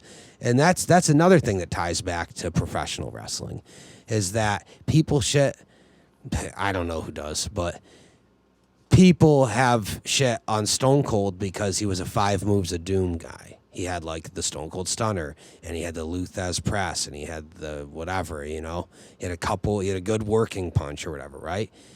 Why is he the most successful T-shirt sale ever by like more than double the second place? It's because he did what no one else was doing. Well, there was a ton of other guys at his time doing it, but the point is, there's 1,000 guys trying to be professional wrestlers, and they can all do all these backflips and they can do all these moves. They can't connect with an audience, though. Whereas Austin walks out and he puts his fingers up on the turnbuckle and the crowd explodes. And that's the What's difference. a turnbuckle? the corner. The corners. They have And like that's the the pads thing in over boxing. the, That's just an aspect of a ring. Anyway, Oh, the point is, you didn't watch a lot of Raw back in the 90s? No. The point is, I was busy being born. yep, that's technically true. Don't say that shit. That fucks me up. I can't handle it. The point is in a band, it's like it doesn't. At some point, you have to stop focusing on trying to be the best in the world at your instrument, because you're not. That's not a thing, and you have to focus on how are you going to connect with an audience. I think that's Write stuff that has meaning to it. It really. And I don't mean lyrical meaning, like, oh, I write about saving the trees. No, write about whatever. Hey, but try to Coach, write great. music that when you hear it, it makes you fucking feel. I think that's really an interesting thing to get into for me, because like I've expressed this to you guys before. It's just like I came up playing bass in a way that it was technique driven. It is chops. It's not that I want to be as good as X or Y guy, because it's not going to happen. I hear you. Because that's dude. not. I came up playing technical death metal. That's drums. not how I am. Like, I'm not a Victor Wooten type of person, so I'll never play the way that he does. But like being able to do some double thumb stuff's really cool. What I'm trying to reconcile with this band, and that you guys have been helping me do, is to pare down what it is to actually be a functional bass player while still having some interesting things happening where it's not just hammering out root notes. And it's like, it's been a real challenge for me, because like I'm the guy that owns a 7-string bass in another project, and I actually just recently have cut down to 5 for this band exclusively, because it makes the most sense. Like, if I'm not using the top string on a 6, why the hell do I need it? It's just funny, because like it's like the limitations breed creativity, and I'm trying to come up with some different I lines. hate to do it, but it's just another wrestling analogy, but it's too accurate not fine. to go there. It's the same thing as a story that the Big Show used to tell, because he wrestled in Japan back in the day, and he did a moonsault. And he's Oh a my he's God. a giant, Yeah, he's right? massive. But he could do it, so he did a moonsault. And then Hulk Hogan came up to him after, and he went, "Hey man, I heard you did a moonsault in Japan." And he was like, "I mean, yeah, I did." And he's just like, "Very cool. Now go draw money though." And the point is, cool, you can do all this technical stuff. It's good to be able to do technical stuff. Now piece it together and sell, and be able to to tell a story, and be able to resonate with an audience. So- That's the reality. So let's bring that into perspective and frame it around. Yes. At least at the time of recording this podcast, we're, balls deep in writing a song that will be coming out shortly. From here, Yeah. there's stuff in there that is. This sounds so pretentious when I say it this way, but I know a lot of players, and they're all really great at certain things, maybe not so great at other things, whatever. Like, I'm great at some things, I'm not great at other things. There's some stuff in the song that we're working on at the recording of this podcast time that I know people that would never even try to do. It's just not going to happen for them. And that's not to say And that it's not easy for us either. That's not to say that it's like I'm really good or anything. It's just that it's like I have a skill set that I focused on a lot at different times in my life that allowed me to do certain things that other people They could do, but they don't necessarily think to do. That wouldn't be their go-to. We choose to challenge ourselves as well, though. And I think that's so fascinating that it's almost like the song in the current state that it's in, again, now, is so interesting because there's like highs and lows. Like there's technical challenges and then there's groovy stuff. Like it's not just like balls to the wall necrophagus tech death. It's like there's no. You pepper in the stuff kind that of you can do to kind of spice it up. But it's it a reconciliation of both sides. It's like we all have technical proficiency as players, and we've all worked hard to earn that. So it's fun and adventurous for us to try to figure out ways to utilize our abilities without going too far to still be able to write a compelling song that makes people feel things and has a generalized feel to it that's digestible, you know? I like that idea you're mentioning with techniques, because the way I remember explaining to someone when I was younger, I used to spend hours.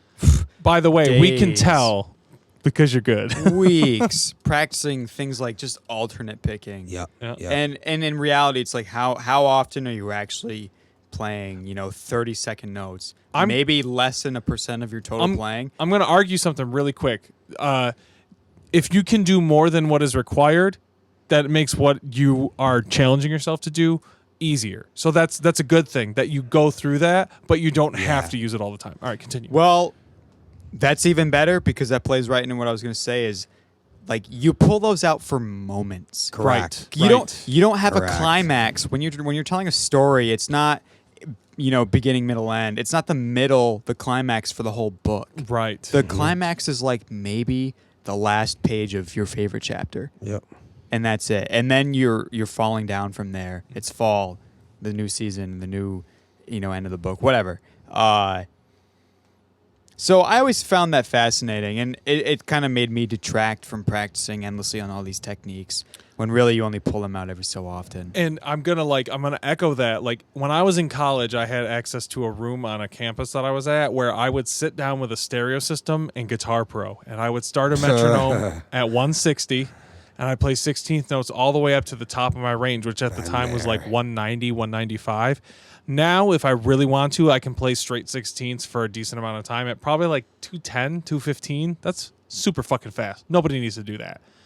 But you know what I never do anymore? Sit down and practice to a metronome, because what do I have to gain?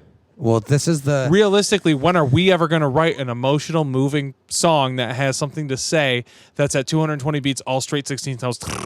That's never going to fucking happen. That's what I mean. You whip possible. that out. You whip that out for the last but ounce of a solo or like a crescendo or some term. Whatever. It's good to be able to do it, but it's not mandatory. Yes. You can still get your point across with like a bend as opposed to like a slurred sextuplet fucking legato thing. Like you don't need to do that, but if you can and it works, that's cool. And that's what I'm trying to reconcile as a bass player, because like I don't think I'm a traditional bass player. I play a lot of weird guitar type shit. Like I don't know if it comes through in the recordings, but it's good to throttle that back, because if I were to just do that and shit all over the recordings with like tons of notes and chords and stuff, I might as well just pick up a fucking guitar. Well, that's kind of what I was getting at with the moonsault thing. Is like you have all this technical ability and you can play all this wide array of stuff. Very cool. Now hold down the groove with me, because that's our fucking job, and that's what makes the song work the best. That's why I have another band where I do all the crazy shit. But it also doesn't mean that there's not going to be crazy stuff that we do. Yeah. Like there's going to be. There's going to be time for that, right? Yeah, I feel like that's almost inherent. I feel like that's where we're all at as musicians now, and I think that's why we're the right team with each other. That's why we gel, is because, like, I was thinking about this earlier today, and it's funny that it's coming up in the podcast. It was unplanned, but I was thinking about this today, how I can't remember any of my practicing years, like at all. They just happen. Not like in detail. No, me either. No. Yeah, that's weird. I probably... Oh, my God. I have very few moments. Why is that? I know for a fact. Why does that feel like that? But, so I was seeing a video of somebody... Actually, it's funny. I was watching Hocus Pocus randomly, And the My kid cat's in name that, is Binks. Zachary that's Binks. awesome. But the kid in 15 years that, the old. main guy in it, plays drums in it, right? And he's just playing some 2/4 beat, some whatever beat, right? But he's fucking practicing. And that's what you're seeing. You're not, most people don't realize that. They just go, oh, he's just playing drums randomly. No, he's not. He's practicing a drum beat. He's trying to tighten it up, right? I saw that and I went, what the fuck? That's so weird to me because I did that. I was there. I was a kid at one point trying to drill down rudimentary entry-level feel shit, right? But I can't remember ever doing that stuff. I did. At one point, Do you have I was video of yourself doing it? no. Because I do, and I don't when I have look shit. back, Really? when I look back, it's like a hidden time capsule. Yeah, from like it doesn't- elementary days. It doesn't when even feel like the same You like person. had bury a hair thing. and shit. Like Yeah, I actually had hair back then too, which is It's weird for me though, guys. You got to understand because one, I started. Thank you for grabbing my toes. You're welcome. I started playing drums when I was 6 years old, so and I can barely even remember anything from when I was 6. You have any hand sanitizer? No, I could piss Cat in your those. hands though. That's false. That's actually not. Actually, I don't know. Maybe that is true. I just want to piss in your hands. I don't know. okay. just cup them. Anyway, No, anywho. I have no rebuttal. I started playing drums when I was 6, and I spent years and years playing basic stuff and just practicing everything I could, right? Yeah. And then on top of that, in my early teens, I went through a major phase where I practiced I don't somewhere between 6 and 8 hours a day, every day, 7 days a Isn't week. that the best though? When you can get away I mean, I with guess. that. Think about it this way. Oh, to get away with it. Not yeah, that yeah. we remember it or anything, because like I don't. Either, I didn't even think of it. but I just had to do it. The fact that you had the time to do that and you did it, and now you are where you are. Imagine if you didn't do that, even subconsciously. If you were like, it's not as important to me as I think it is now, or whatever, or whatever at the time. Yeah. And you just practice like 30 minutes a day. Like, imagine how much further you'd have to work now to get to where you are. Yeah. I mean, I feel like I wouldn't have a career in music if I hadn't done it, because what my career in music up to this point ended up being was so unorthodox. Most drummers would just go, there's no way that's going to work. And I was able to make it work because it was just, I was ready. I started my first band when I was 16 and started playing shows. And the earliest footage of me playing drums that I have, I've already started playing original music, and I'm just playing songs and stuff. So it's already too late. Dude, what do you guys think about the phenomenon when you find recordings of stuff you've played in the past and you're like, man, that was so cool. Why don't I write stuff like that now? Literally every time I look at anything, even like a month ago. Okay, yeah. so I'm not the only one. I Okay. feel like I've written my own parts for our music, or I've augmented things that other people have brought to the table, where it's like, yeah, you could do this or you can do that, and I'm like, let's try this, which is slightly different than that. But I feel like for the last 5 to 10 years, I've been the most uncreative, stuck in one place, non-advancing piece of shit. And that's like, it's a me problem. Like, I don't want sympathy or anything. Like, but I think everybody goes through this. But it's just like, You're gonna get through it. I'm still there. Like, I'm definitely still there. I'm not like self-loathing. Like, I'm the worst ever. Like, it's hard because you want to like be a realistic, but you don't want to be a douchebag.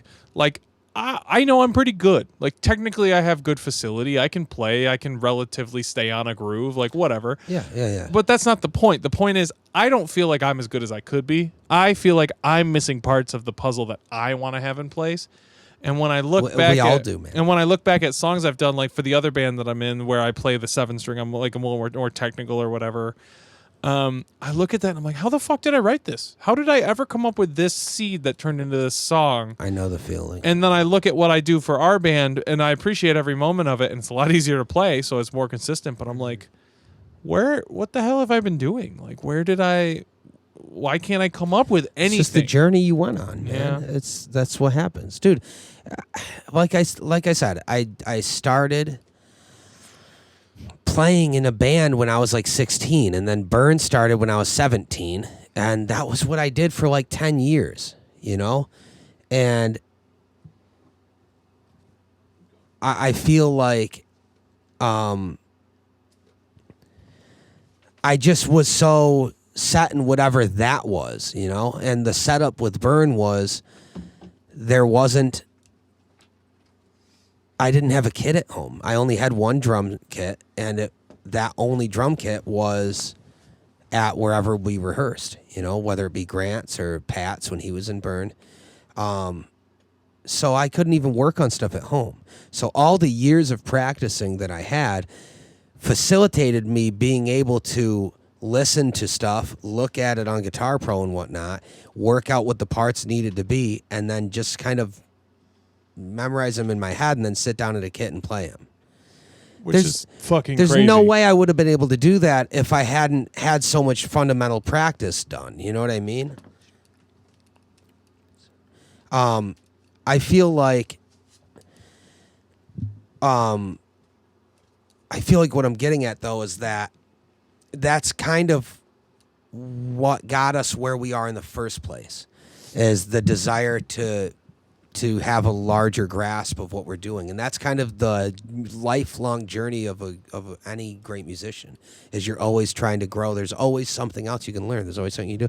Like the past year, I've been drilling guitar technique like I never have, and it's shown in dividends in a way that I never thought would be possible. Well, what I think is fascinating, so I have a friend from college, and she lives not too far from me, and she just got a bass randomly. It's something she's always wanted to do. And I thought that was super cool, because like that's how What's you her start. name again? Is it the fan of ours? She came to like Virginia, I think Jersey, whatever it was. I think you're thinking of Chelsea. She's a good friend of mine too, but it wasn't Chelsea. It's another friend of mine. But Chelsea's cool. Chelsea is cool. This girl, great art too. I'll find a link for it and I'll put it in the description. She does art. Yeah. And it's cool shit. Anyway, this other girl, she, I don't know if her husband got it or she got the bass. She just got a bass and an amp, and she's like, I want to learn. I've always wanted to learn. And like she likes Opeth and she likes all kinds of crazy shit too. And she brought it over and she's like, help, let me know if you can help me out. Like the string is like rattling in the pickup, like the set screw was like weird, so I switched it with the other one. Just like simple shit that like when you maintain your own instruments, you figure out, and then 10 years later you can help somebody else out. So she brought the bass over and I showed her a few things, and I'm sitting there struggling. I'm struggling to articulate to her what I want to get across. Because it's impromptu. It's like just friends hanging out, like just going over fundamentals or whatever. But Yeah. I feel like I'm almost like too far in. Like I don't know how to start from the beginning. Exactly. So Which this is is something I learned from teaching scary to briefly me. at a rock camp. Yeah. Being a teacher, the hardest part about it is you have to communicate what you know. You have to actually know what you And know. that's funny You gotta you're saying that, because I'm so about hard. to enter into the world of teaching. I have Yeah. private students It lined sounds up. so I'm gonna stupid. start Like, teaching. how do you not know what you know? And it's been Yeah. weird. It's not though. But you know what? When you got to sit down there and explain it to someone who doesn't Yeah. know, Try to- who I hasn't love been the through challenge the of that. tribulations Try that to you've been through. explain to somebody how you hold your pick to hit the notes the way you do. Try to Yep. explain to somebody how you hold the drumstick like this as opposed to this. Yeah, to when you not sit put there and strain on your analyze it, wrist. there's Like, so German much more versus detail. traditional. and I think Yeah. that is so fascinating, Yeah. because no matter what instrument you're playing, there's something you can learn by trying to teach somebody else. Like I never, ever really thought too much about my thumb positioning on my right hand, which to me, arguably, my right hand is more important than my left playing bass. There's so many I things would you can agree. do with it. I would agree with that. Yep. And we happen to have a roommate at home, and he plays bass too. He's a super fucking phenomenal player. He doesn't play for anybody. He just plays for himself. He records his own music. I've helped him with that. It's a good relationship.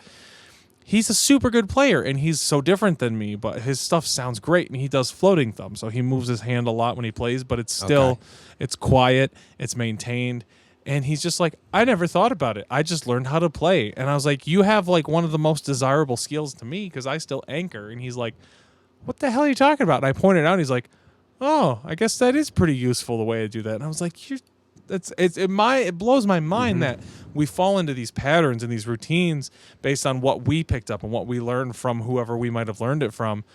And then like when you try to spit that back out, you're just like, what am I even doing right now? Like how did I get to here, and how did I make I'll this tell you work? right now, the most important teacher of our time, without question, specifically with guitar, but I think in general, when it comes to musicianship and technique and stuff, is Troy Grady. the guy that does cracking the code. Oh, yeah. Because he's the guy that goes, oh, you have a question about the actual physical mechanics behind anything that has to do with playing? I'm going to go into the deepest detail of it and show it to you. And nobody's ever done that. Nobody, you know how many That like, video? How many Hot Licks videos or REH instructional videos did you watch of like Greg Howe and shit, where he's like, here's an alternate picking run. And you just practice do it. it. Yeah. And you're like, you have no fucking clue what you're even supposed to be working on in that as far as like pick slanting It's like and stuff like that. This That is the thing you guys reality do of with what's your gonna fingers facilitate that the I don't breakthrough you're understand. playing. Like this thing where you like... Yeah. That's bad. That I is don't bad, believe yeah. That's the weirdest Some thing people I've ever do it. seen. Some people do it and are controlled, but yeah. So There's just so much... I guess what I'm saying is, until you try to teach somebody something from literally square one, like, this is your instrument. These are the parts. This is what it's tuned to. It's crazy to me because I'm trying to go over stuff and I'm like, how much do you know? And she's like, a little bit. And I was like, all right, so let's start here. And I'm just like glossing over this, glossing over that, And you just can't. rushing. And I'm doing her a disservice because I'm Yeah, like, you don't Jesus, realize you like, have to focus no, on you the got little it. Just things. sit down in front of your TV and do this for like 20 minutes at a time. That's kind of to wrap That's around all this. the That's- work she can do, it's but I'm funny just you're like, bringing that up. I don't even know how to like steer you in Because- the right direction because I'm so far into it. The funniest part Yeah, about yeah. that is that it extends beyond music, ladies and Oh gentlemen. yeah, it extends Yeah. into everything. But I'm going to be getting into teaching, and I have students lined up that are going to be learning drums and guitar, and that's kind of what triggered all of that. Was I was thinking, oh, I'm going to be teaching the kid how to play a basic beat and just start developing syncopation and limb independence and groove and time and stuff like and that. how much feel. of that stuff that you just And- mentioned is like month 3 material? If it's a fresh kid, how do you hold the drumstick? What drumstick should I you know, start and that's what I with? was thinking about. Was That's so I don't crazy. even remember when I was developing. Here's something fucked up. I can't even remember what it felt like just before acquiring all the skills I have now, like the ability to produce. I agree. Like I can't remember what it was like when I couldn't play To guitar. not know what an input I was. learned Like, how I to don't play know. guitar when I was 17. I started playing guitar. That's super late too for yeah, most people. well, you know, a lot of people That's basically learn when there, I but started. I started playing How guitar are at you guys so 17, and fucking now I'm good? 31. And I can't remember what life was like So- where I so didn't that's have what I access mean, to that man. skill set. It's like not supply and demand, but it's something to do with the volume of a certain skill set. So you just asked, why are we so good? At least when to we me, started at yeah. 17. Well, you got a few years on me, but that kind of plays into my point earlier of like, is it really good when that's the standard? Like we were talking about smartphones earlier. Do you guys even remember when smartphones weren't smartphones? I do. It doesn't Yeah. make sense to call phones smartphones anymore because that's what It's they just are. a phone. They're just a phone. You don't call yeah. TVs flat screens because that's just what they are now. That's a good point. Yeah. But what I'm going to argue, Standards what I'm going to change. argue is, It boggles your mind because you're like, Jesus. and you I know. agree with you 100%. But what I'm going to also stay for me on that is, just because the new standard is a higher bar than the old standard used to be, doesn't mean that the new standard isn't impressive, even at the basic level. That's true. You have to If be able somebody to can step do- back and appreciate If somebody what you're can do seeing. like insane syncopated sweep tap lines on a guitar and they're trying to be like a shred guitarist, that's still baseline incredible compared what if to you the guy come that- at it Yeah, from the that's whole a like? technical achievement. Well, what if you worth come at it from like appreciating. that songwriting perspective where so there's an Well, that's a inherent different conversation to me. is it because Yeah. if there's a value to connecting that may or may not be affected by that skill set Mm-hmm. threshold, it makes me question: does that skill set threshold matter as much? I'll say I think, and I don't know if this really. I feel like answers there are everything. limits to it. I think This might just be a rabbit hole. I don't know. Yeah. That's fine. I think that if you were to investigate how many world-class players there are out there in any given instrument, and then you find how many, not good, but like legitimately great songwriters there are, I'd be willing to bet you would find a lot less great songwriters Yeah. worldwide. Well, They're isn't it like- funny that most of the songwriters in pop music and yada yada yada are like a select handful of people that write everything. Yeah, I think because that reinforces it's that point. so hard to find people that can actually write good music that resonates with people. I think that's why when you find those guys, they're so important. I think for me, it comes back to the same thing we were talking about earlier, where like the skill ceiling is great to have, to be able to get close to that, to be able to. It's basically like how far overkill can you go is great to have in your toolbox. I think of it as a toolbox. I do too. Yes. But if your toolbox is lacking and you can still get the job done, if you can improvise, if you can MacGyver the shit, then that's just as good. But if you have that tool in your toolbox and you're able to use it tastefully, that's just as good, if not better. Mm-hmm. Like, okay, so this is a weird kind of esoteric example.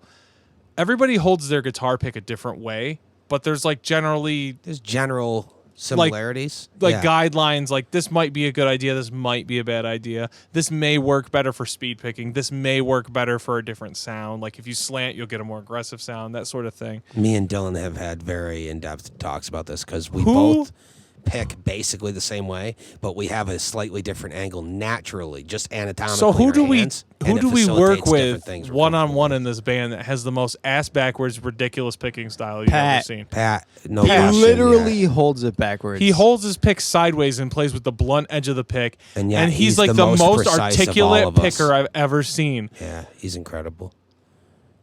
So it doesn't matter. No, like that's his toolbox. His toolbox is I'll argue that. to just play. But you know something? The most effed You know up, who else did that and ridiculous is the best shit. of all time? Sean Lane. Sean Lane held his pick words inverted backwards, facing towards him. And the funniest part And is nobody in the world would ever call on that. can alternate pick like him. And the funniest part is like ever. Nope. what I think is fascinating is that Pat didn't look at Sean Lane because he didn't even know who he was. That blows my mind. He just went, real. "This is comfortable to me," and then Pat just adopted it, and he's like one of the cleanest pickers I've ever seen. I love that dude too It's insane. because he's like a perfect example of like technique where you go off that beaten path, but then the other beaten path, or not beaten path, but just the other path is like that Feel? sincerity, the feel. Yeah. Half of his songs are about his sister that died. Yeah. And that's like real shit. And Yeah. so he's in a way sort of combined both. And the most beautiful thing is like whether you've even realized it or not, like that's not to get too woo-woo, but it reflects itself in the music because people feel what they feel when they listen to them. Yes. Yep. That's the innate thing in music.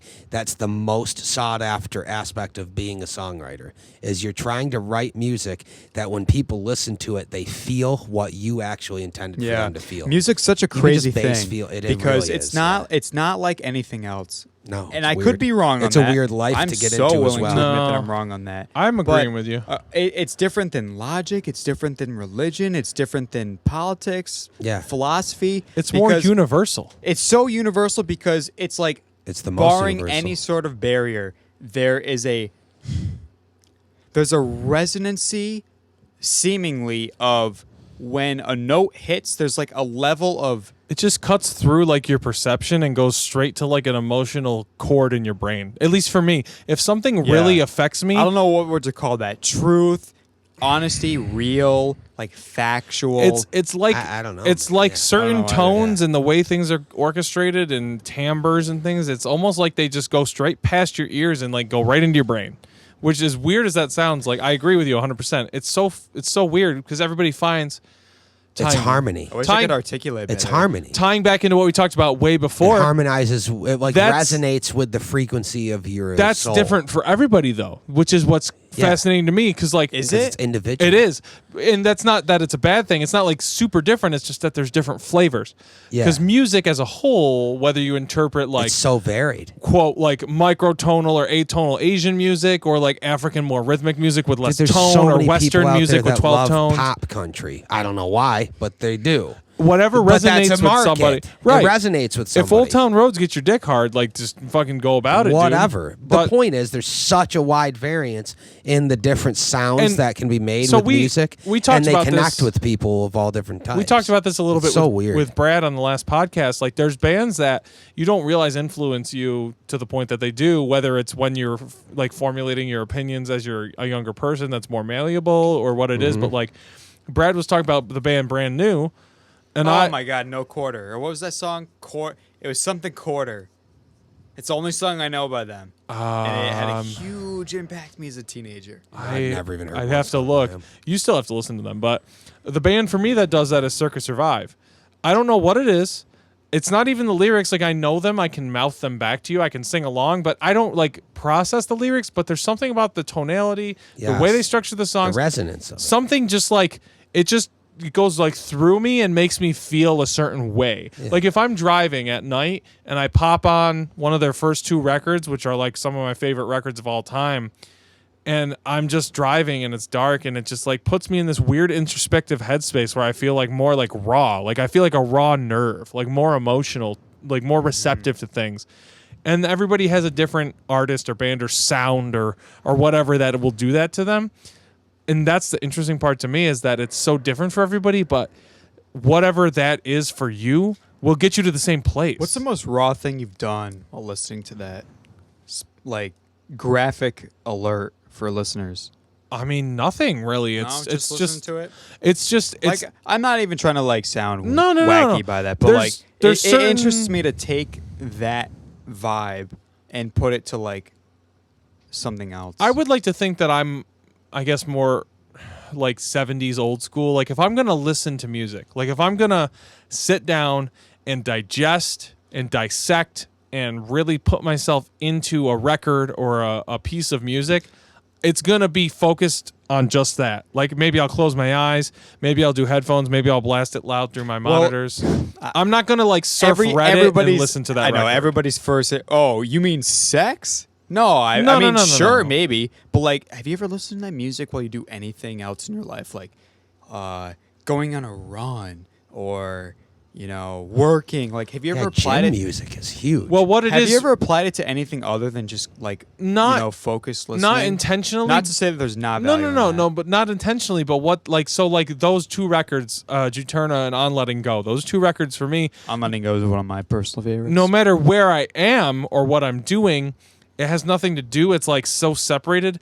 They put me like in a different headspace mentally, whether I'm doing a mundane task or not. What, like the guys at work, we have a stereo at work, and the guys will put on some of those songs. They'll put like the top 10 Circus songs on, and it'll hit some of those songs from those 2 records. And like the other ones are great too, but like those 2 just really sit with me for some reason. And it'll come on and I'll be like, oh, that's like the, you know, difference between medicine and whatever, you know, that song from I love that On too, Letting man. Go. And It's I'm one like, of my favorites. it just you feel it start like at the top of your head and like run down your spine. And like I'm just shipping orders to people or doing whatever I'm doing at work, and I'm just like I'm in a different headspace while I'm still doing that. But they're not like specifically linked. Like one doesn't beget the other as much as when I hear that music, no matter what I'm doing, it just kind of does. It's almost like it feels like it does something to my brainwaves, as weird as that sounds like. And the new Contortionist EP, those 2 songs, the first 2 like full-fledged songs on there, do the same thing to me. Whether I'm driving or sitting or I'm seeing them live, like the sway and the movement and like the bloom, like there's something about those songs I that was just so bummed that they only played Early Grave. Yeah, because Follow is the best song they've ever put out, as far as I'm concerned. It does something to me. And it's like those 2 things and like some of the other Opeth stuff. Like that's the only stuff in my mind in recent memory that's really like put me in that weird nebulous headspace of like, whoa. See, it's funny you talk about Contortionist because I got a lot of that from Intrinsic. To me, Intrinsic is this... It's really interesting. It's an interesting like dichotomy in my head because I'm a very traditional person. Values, morals, blah, blah, blah, blah, blah. But that Intrinsic album is like the antithesis of all that. It's so ambitious and exploratory and forward moving. Yeah. And it's such a good album. Man, it puts me in places I've never felt from even my favorite band's albums. Yeah. I just want to say hats off to Contortionist. You guys are incredible. Yeah, for real. They're so good, dude. And they all seem like such nice guys too. Like if that matters to anybody or not, but it goes very far in this world. I mean, we're lucky enough to We're lucky enough to, I think, have a good relationship with a guy that does sound for us a lot, and he used to do sound He's wonderful. with some of the other guys that are in that band now or have toured or whatever, and he says that they're all such nice guys, and we've all been to the shows when they play, and I don't know, it just seems like a nice part of the Shout out community to to be Brad. in. Yeah. Yeah, Brad's the I guess man. what I'm Love you, getting at buddy. is it's just a shout out to them because the vibe of that album is even so different than Our Bones, but that EP is spectacular. But there's something similar captured in each album that they've done since then. That's identifiably them. I hope- even when they explore. I hope for them that they're Yeah. doing what they want to do because it seems to strike a too. chord with people like us. It seems So, to strike a chord like, with themselves, and I'm- that's important. I'm happy about what they're doing, whether or not they are, I guess. But I mean, You want to know why? it's like too? it just it does it for me. So that's here's a important major to me. reason why too. I think that it didn't really get mentioned. I think a big factor in why it's easy to digest their change is because you can feel how genuine it is. Yeah. They're not changing because they're trying to get poppy and sell. They're changing because they're exploring themselves and where they want to go as songwriters. And how can you shit on that? Especially when they're so good and where they're going is such a good place. Such a powerful place. It's like, It's how kinda is like there a- any room to be negative? It's kind of about like a higher resolution of reality TV. So people love reality TV because they're exploring what Kim Kardashian is, experiencing in her day-to-day life. Whoa, whoa, whoa, whoa. it? But Not really, but they think they are. Yeah, they think they are. That's not the point. And But it's yeah, not I the get what it's you're not the saying, yeah. point. But with a band like the Contortionist, if you extrapolate that further, instead of exploring a different makeup brand every day, it's exploring a new outlook on life. Yeah. Or Yeah. a new Through a this new music path. that they're giving, that they're trying to make you feel something that resonates with them. Sure. They're trying to connect with you. Yeah. And you can tell. And that is that intangible of being a great songwriter. It's the lifelong journey of the continued pursuit of connection with a broad audience. You know what through I your think music. is fascinating is like as we get It's my life's work. We're not That's like- all I care about. we're not old, right? But like as we get older, like every year or two that we age, your We're at view old age of changes. 26. Yeah, you're gonna be dead soon. Yeah. I'm already bald. It's over. Not- Woof. The thing that I think is interesting is like how things change for you, right? So like when I was a kid, younger, like I was like 18, 19, 20, Sure. like heavy was a different thing than Cannibal Corpse. heavy. Well, no, I never got into that. I respect them, but it's not for me. Yeah, but still. You with your email. I like heavy is a different thing, right? So like it starts out being like the tone is heavy, the chord progression is heavy, it's slow and sludgy, so it's heavy, it's a breakdown. And now it's as you get older, you might change your taste or whatever. So for me, it's more like it's emotionally heavy, or like Yes. it doesn't have to be a super compressed, overdriven, dirty Sumerian Records tone to be heavy. It needs to like feel It's got to be real. organic. That's why I I guess. always have argued that the heaviest album of all time, there's two that are tied for me because they have the same feel, and I've never heard an album that feels that way. Politics of Ecstasy and Dreaming Neon Black by Nevermore, I think, are the two heaviest albums of all time I guess I because have it's to not give it just Nevermore. the content of the lyrics, it's not just the overall feel of those songs that you can tell what feeling they want you to feel, right? And it's like heavy. It's the production. It's all of it. I think they're the heaviest albums of all time. I've always said that. So what I was gonna say was, and like I don't know if you've really listened to the records or not. So like, if you're an Opeth fan, or at Love least you're Opeth. familiar Yeah, with Opeth, yes. Lifelong Opeth fan. their first few records, like Still Life and stuff like that, or Sure. Orchid and all that, like they were like traditionally like heavy, right? They were like Scandinavian metal, right? Like death metal, prog death metal, whatever. It was heavy, and then it had clean parts. It was pretty and all this stuff. It was dynamic. It moved. Some people would argue the songs are too long. I don't think that, but whatever.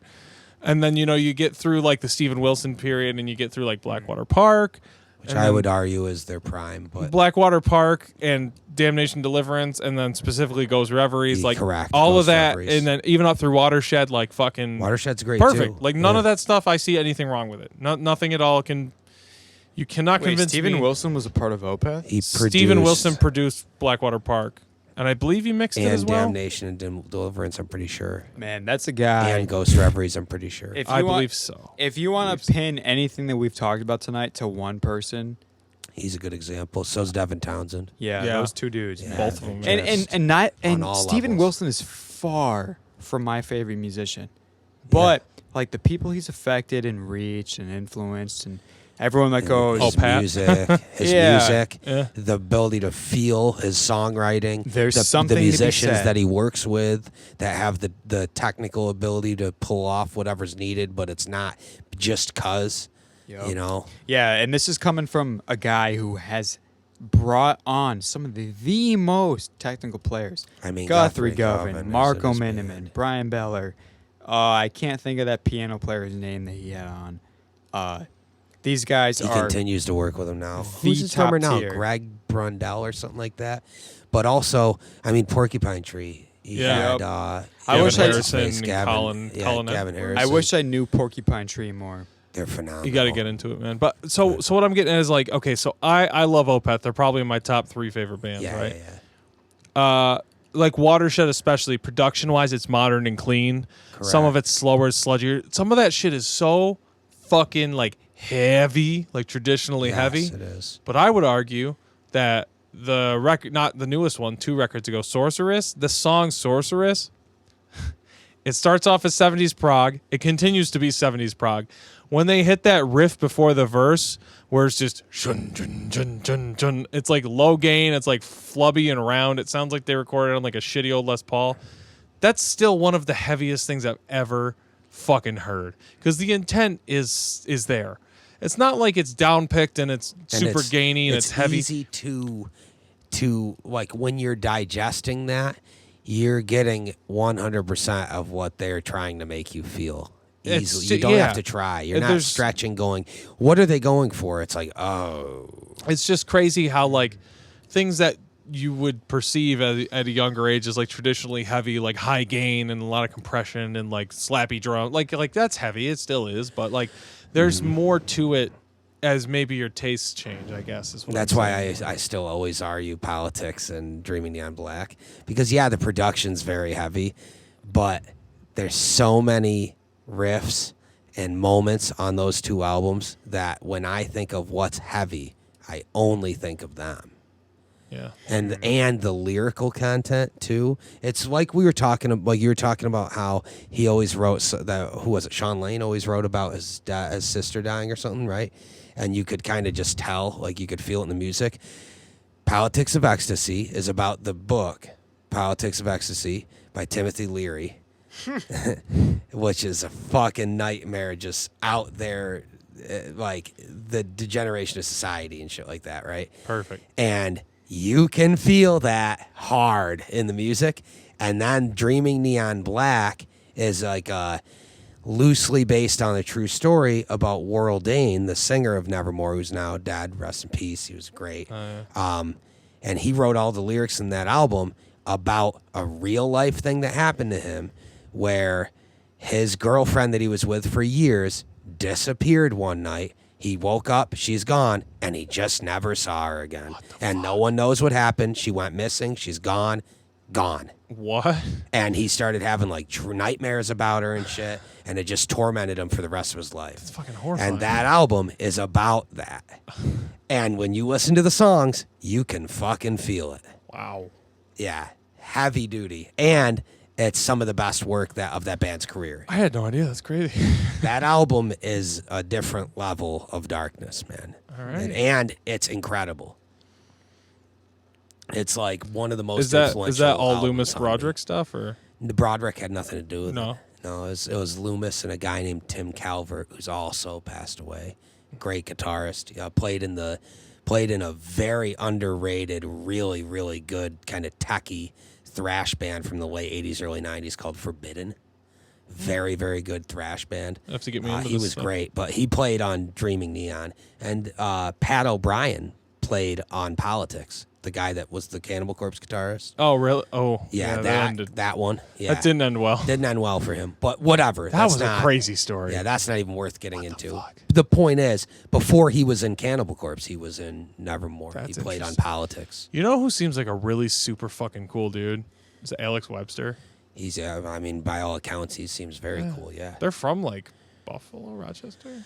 Are they? They're from Buffalo. I They're think. from around here somewhere. I don't know. They all seem like cool guys. Yeah. Even Pat seemed like a cool guy. I'm telling you, man, he probably just got into some. Well, dark didn't he live in shit. Florida? He lived in at the Florida, which time? is already a bad idea. That's what and it then is. Two, It's like that fucking Florida I'm man sure subreddit. he was caught up Dude, in Florida's some math rough. or something going on, something mental illness, something bad Coming that was from making someone- him not have his shit together. Coming from someone who was born in Florida, I'll probably never live in Florida again. Last time I visited there, Florida scares the shit out the of me. first thing I thought about was that, man, this is only a place you visit. I'll just never live here again. Yeah, that's how I feel You about don't- where we are. You don't want want to move there and like do a bunch of bath salts and eat someone's face or some shit. No, No. I That don't. doesn't appeal to you anymore. All right, guys. This was a good one, but we should probably wrap it up. It's been like about 2 hours. K. Well, we could do this all night, you know. We're going to go on and just keep doing this after, but we'll wrap it. It's all good. Yeah. This was a good one. We got Dylan on finally. We're going to continue to do this shit as long as we can. Well, thanks for try to do listening, it as guys. consistent. We've got a single coming to you guys pretty soon, and we hope you keep tuned in. Yeah, definitely. Yeah. K. Bye. Oh my god.